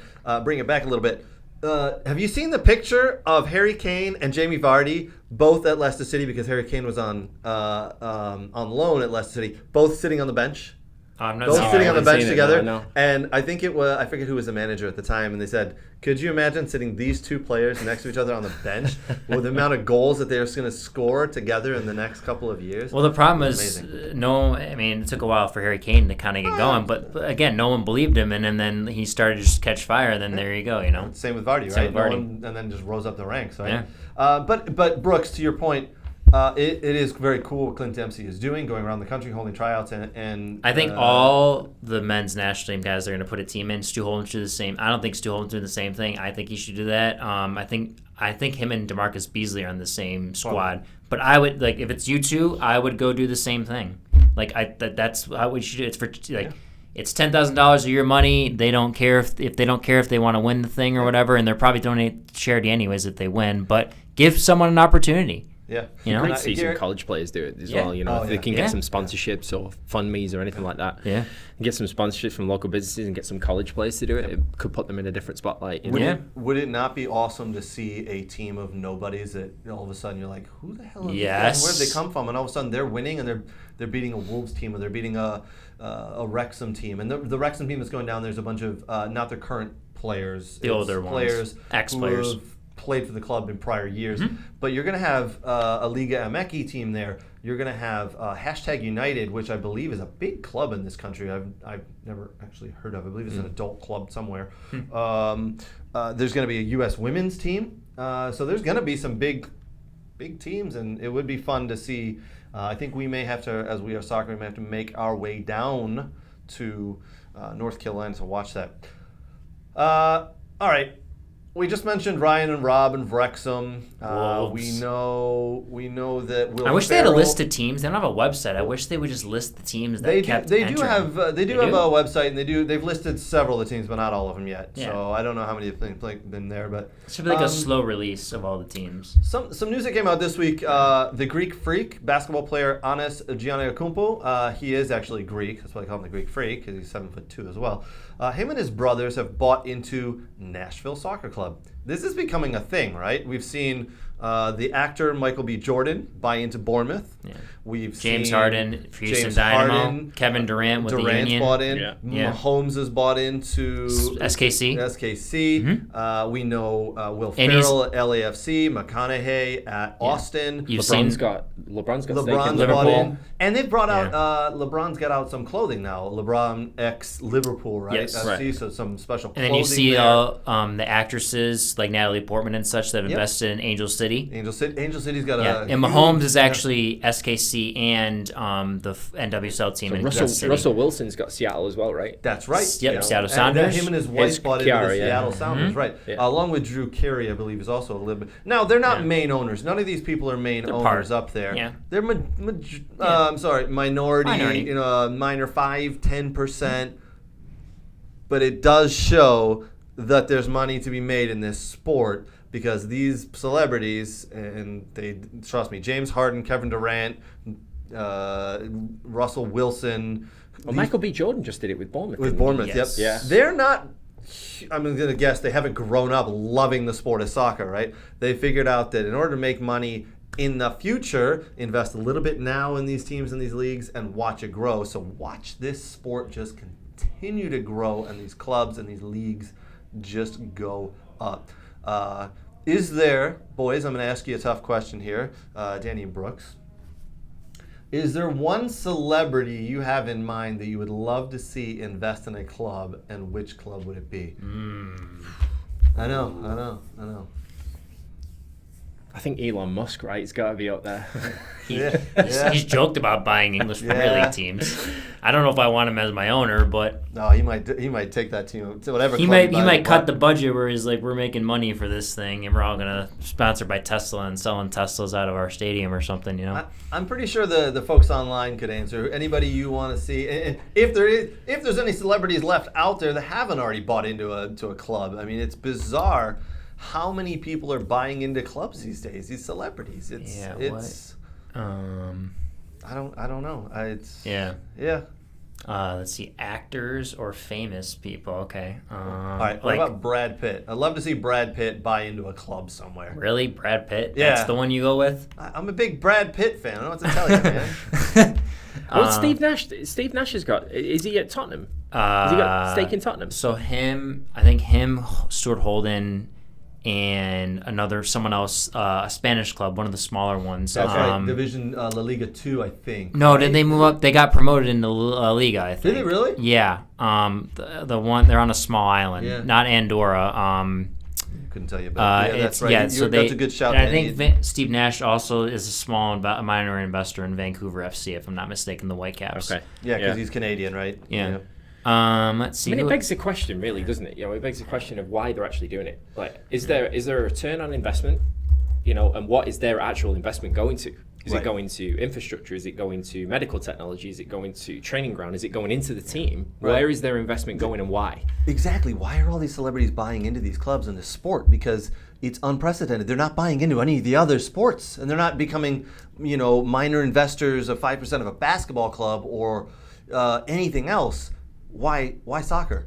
And why around the world? Not just here in the MLS. It's a little bizarre because I think they all see the writing on the wall. This sport has gone so far in the last 20 years. The next 20 years, it's going to continue going. Yes, Brooks. Ben Affleck, Ooh. New England Revs. That's a good one. Yeah. Ben Affleck and Matt Damon. They're both from Boston. Who said that? You? You just come up with that yourself? Yes. No, you must have Come said on. that What about from Will someone. Smith and Chris Rock owning something? I just looked up a list of I famous. disagree with that Yeah. player signing. Yeah. Yes. Dwayne Johnson. He invests in everything. Do you know how big that He just team would bought be? into the new XFL, right? Yes, but if he bought into an NWSL team or an MLS team or whatever, I mean, listen, you got San Diego and Vegas. San Diego and Vegas are the two possible next cities for MLS. So I don't know who's from San Diego, but I mean, a lot of those actors, maybe if San Diego comes a calling, they may want to invest in that. Why are we not getting an MLS?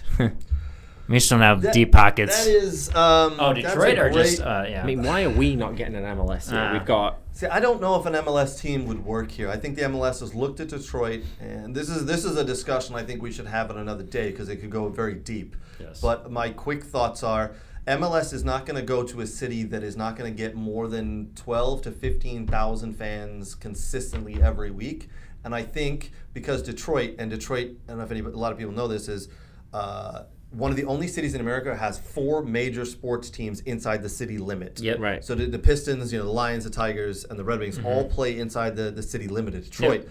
A lot of the other major cities in the country, they have 4 major sports teams, but they're outside of the city limits. So MLS has said, listen, if we put another one in Detroit, a lot of the people there, their money's already tied up into season tickets of one of those 4. Yeah. Are they going to leave one of those 4 big clubs and come and watch soccer? I don't think so. I don't think Detroit would be able to attract 15,000 season ticket holders and people to a stadium every week for 3, 4, 5 years. I mean, wouldn't it be cool to get an investor at DCFC though? Absolutely. It'd be a great location. They do have a secret investor. Someone out of Chicago has invested because to get into USL Championship, I believe it's $10 million. DCFC didn't have that money themselves. They had to have this investor, and that investor just got revealed a couple of months back.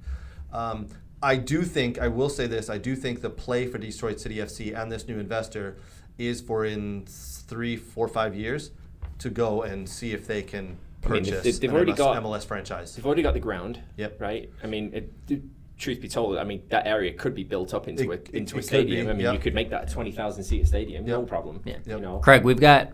So Yes. according to Wikipedia here, from the 2021, estimation here, there's like 4 million. There's over 4 million people in the greater Detroit area. I think you can handle a 5th pro franchise down in Detroit.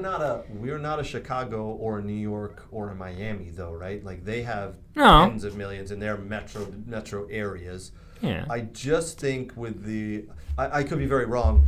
I mean, Danny, I think we'd fill it easily with fans. You just wouldn't build a 30,000 seat stadium. I think you'd be like kind of St. Louis-esque. The one in St. Louis is only 35, right? Yeah, it's not huge. I think it's 25, but maybe 25. Yeah. I think the minimum right now is I want to say 20,000 for an MLS. But here's one of the problems: the cost to buy a MLS franchise is $300 million. And it's only going up.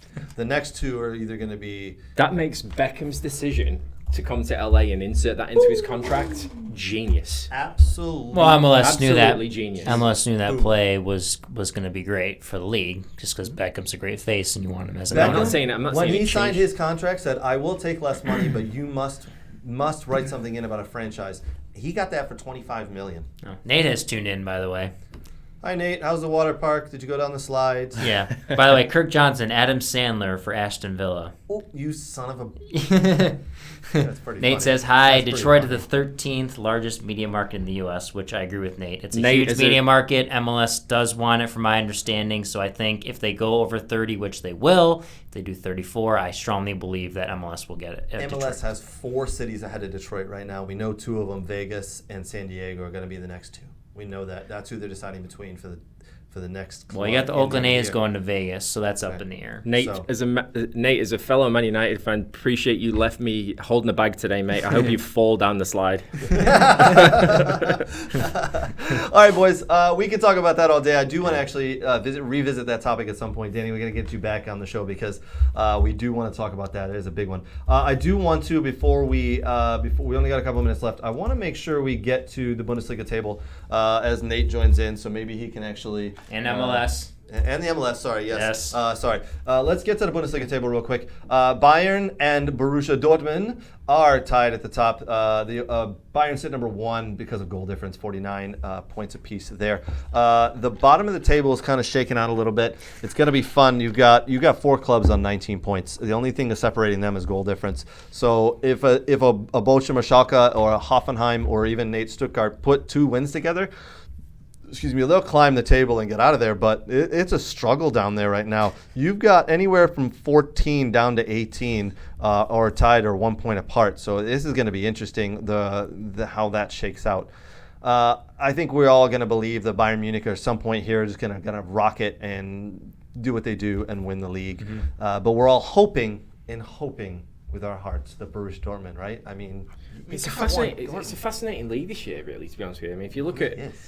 Anyone from Bayern to Freiburg are within a shout of winning the league, really, going into the last weeks of the season. Yep. You know, honestly, based off performances in games I've watched, I think Dortmund can do it. I think Dortmund can do it, and I think the April 1st meeting at Bayern could give them that advantage going into the final weeks. If they can get over the line and beat Bayern away, I actually think Dortmund will do it. But you know, I mean, they're just not as deep. They're just not as deep as Bayern. Nate likes Union Berlin as a possibility if they can stay in form. But they're already 5 points Bayern out. Struggled this weekend against Stuttgart. They did. I mean, they almost leveled it in the last minute. Yeah. You know, and I don't think enough people give the league credit. They just don't give it a try. It's a good brand of soccer. It is. It's fun to watch, and I mean, like we've talked about before. Let's put the table back up.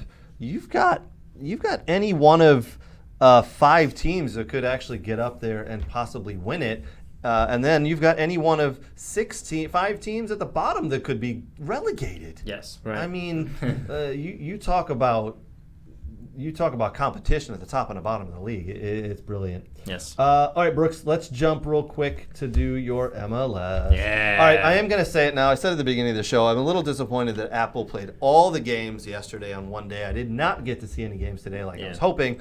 But I don't think there was one result here that I saw happening. I bet several dollars on a lot of these games, and it did not happen. I really did not think Inter Miami was going to beat the Union. where did that come from? I thought New York City would beat the Chicago Fire. They drew. I thought Charlotte would end up beating St. Louis. St. Louis won, probably the home opener. They got that big bump from that stadium, that atmosphere we talked about, right?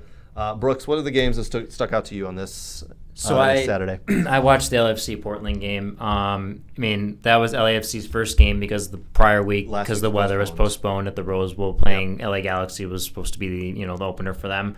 I mean, listen, LAFC were in good form. Because they hadn't played in a while, so it was the first match of the year. They kind of fell off a little bit, and that gave Portland a little room. And when you give the Portland Timbers a little room, late in games, they tend to find ways to make it interesting. But listen, LAFC played Portland off the park. I mean, let's just be honest with that one. It's a lot of injuries at Portland right now. A lot of their top players, a lot of older in age. So it'd be interesting to see how the Timbers manage everything with the injuries they have going forward. So I did watch that. I watched a little of the Atlanta-Toronto game very quickly. I mean, nothing too much from there. I mean, this Atlanta starting well, getting the point. Toronto, after losing 3-2 at DC United last week, good for Bob Bradley to get a point there. That team's interesting with Bob Bradley because a lot older in age. I think there's still some pieces. Insigne, went off the prior week with an injury, so they really don't have, I think, another center forward. I mean, I think they've played the other Italian lad up top, and I don't think it worked as well. So it's going to be interesting. It's an old veteran team with some interesting players, but they need production from other people, honestly. And man, his son Michael, he can cover ground, but is he better as a center back at this point in his career, or is he better coming off the bench? I don't know, but I think Bob's going to have to probably, that people ask him, like, what are you going to do with Michael? Like, he's getting up there in age. I mean, he's got to probably have some hard conversations with Michael at some point. Yeah. Sorry, go ahead. Yeah, so just to finish up, I watched the recap with NYCFC Chicago. I think NYFC are missing a lot of people, as I said last week, from the Nashville result. Chicago, interesting to see, but New York City need to replace the players that they sold or left the club at the end of the season. St. Louis, crazy game. Danny and I were talking about that earlier. What a result for St. Louis City. What a crowd that turned out. That is an interesting team, St. Louis City. I think they're going to do well this year? I think so. I think they're going to do better than people think, but it's all going to be if Klaus, the Brazilian they signed, 26 years old, by the way. 26-year-old center forward coming to MLS. I mean, still in the prime there. And so I think a lot of their DP signings are going to very much dictate, if they can stay healthy, how well they do. And all college back line, Craig, Jake Derwinski, UConn grad, Tim Parker, St. John's, Tybert, Missouri State University, and John Nelson from UNC, and Roman Berkey right behind him. You're telling me college is still a path forward to the pros. For the back line, yes. No, it is. Yeah. Yes. And then I watched a little the San Jose, Seattle, watched back and forth. San Jose looks pretty interesting. And Seattle taking care of our RSL at home. Yep. So, yes. Yep. All right, Danny, is the MLS, is this something you watch? I know a lot of people who don't watch MLS just because out of spite for some reason, but it can be an entertaining. No, I watch it. I watch a little bit of it. I mean, I thought Inter Miami. I've got investment there. Beckham was my idol growing up at Manchester United. And Phil Neville. And Phil. Obviously Phil's doing really well there. They're off to a great start. I think there's bigger tests to come, but I was surprised with the result this weekend. New England are playing well. Yep. I watched a little bit of their game. Shout out to one former player of mine, DeJuan Jones. We just interviewed him a couple weeks back. Good dude. Such a humble kid. Great kid, man. Great kid, great family. I coached him at TNT before I went over to Force and Liverpool, and I'm so proud of him for making his debut as a pro a number of years ago, and then obviously getting the shout to the national team. Super kid, wonderful family. I'm not going to comment on DC United and Wayne Rooney because of his interview earlier on this week about the Glazer family. I think he's a legend of the club, but he pissed me off with some of his comments towards the Glazer family. And then obviously I did watch the second half of the St. Louis game, and the atmosphere there was just incredible. And the comeback win, I think their supporters will cherish that, for the rest of their lives. I mean, it's just what an amazing experience to them. And but I do think I do think the MLS has made great strides over the last couple of years, and it's something I don't watch intently. But if there's a big game on, I'll watch it. I do stay in touch with it. Good. Yeah, it's a fascinating league, man. I have grown. It was a good 6-7 years ago. I said, I just can't get into this league, and now. It every year it gets better. It gets better and better. And I know a lot of people hate the Apple, have now gone in and bought the rights to the league. Yeah. I got to be honest. The graphics, the camera work, it's phenomenal. The announcers, I like most of them. Yeah, the announcers are good. It's taking this sport from this that was doing this, and it's going boom. Yeah. Apple put a lot of money into it. You can watch it all over the world now on Apple TV. Yeah. And the funny thing was, I was listening to, I think it was on SiriusXM FC, they were saying, Jason Davis actually, United States of Soccer was saying, there's a fraction of English fans over in England who are diehard MLS fans. Yeah. Yes. Nah. But that was blew my mind. But that's kind of like the same synergy with NFL. There's a lot of English fans that love the NFL. Yeah. So that they're growing in the sport. But I think it's the MLS, the NWSL, the college game, even the college game over here. It's grown so much in the sport in America. As we're always going to talk about America's favorite pastimes in baseball and football, but soccer is growing quickly. It just keeps growing. And it keeps growing. There's no end in sight. It's actually really good for the game, and great for the kids that play it. Yep. One thing I'll just add, just because I know we're wrapping up here soon. So CONCACAF Champions League kicks off Tuesday night and Thursday night this week. This is the first of the round of 16, which will be on Fox. Austin FC, Philadelphia Union, Orlando City, Vancouver, and LAFC are the MLS teams being represented in CONCACAF Champions League. Okay. And I'm thinking, because Seattle won last year, I'm thinking MLS has a good shot. And with the form LAFC's been in, they know they should have won a few years ago, CONCACAF Champions League. So I'm looking forward to see how far LAFC, Austin, and Philly can go. And Fox own the rights to that, correct? Yes, so most correct. Of those games will be seen not on the Apple platform there. Correct. Right. Yep. All right, ladies and gentlemen, looks like we got to wrap it up. It is 11 o'clock. This has been a lot of fun. It has absolutely flown by. We had 2 or 3 things we wanted to talk about that we just didn't get to. Seems to happen every week with us. Big thank you, Danny. Appreciate you joining us, man. It has been fun. We're going to need to get you back on.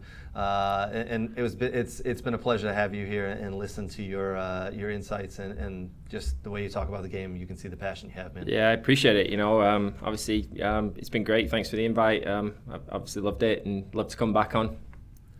Love it. All right. Big thank you to Danny. Big thank you to our friends and sponsors, soccerworld.net. Visit them for all your soccer gear needs. Next Level Training, as you heard us talk about earlier, they helped Chloe Ricketts get to where she's at. Next Level Training, man. Aaron Bird and his guys, just some of the best in the country training-wise. And superfanpacks.com. If you're into soccer cards, if you're into sports memorabilia, superfanpacks.com. I actually just bought some stuff this past week. They've got signed cards, they've got signed pictures, you name it, they've got it. Not just soccer, all sports, everything. They've got it from around the world. All right, thanks again, ladies and gentlemen. Appreciate you tuning in. Until next week.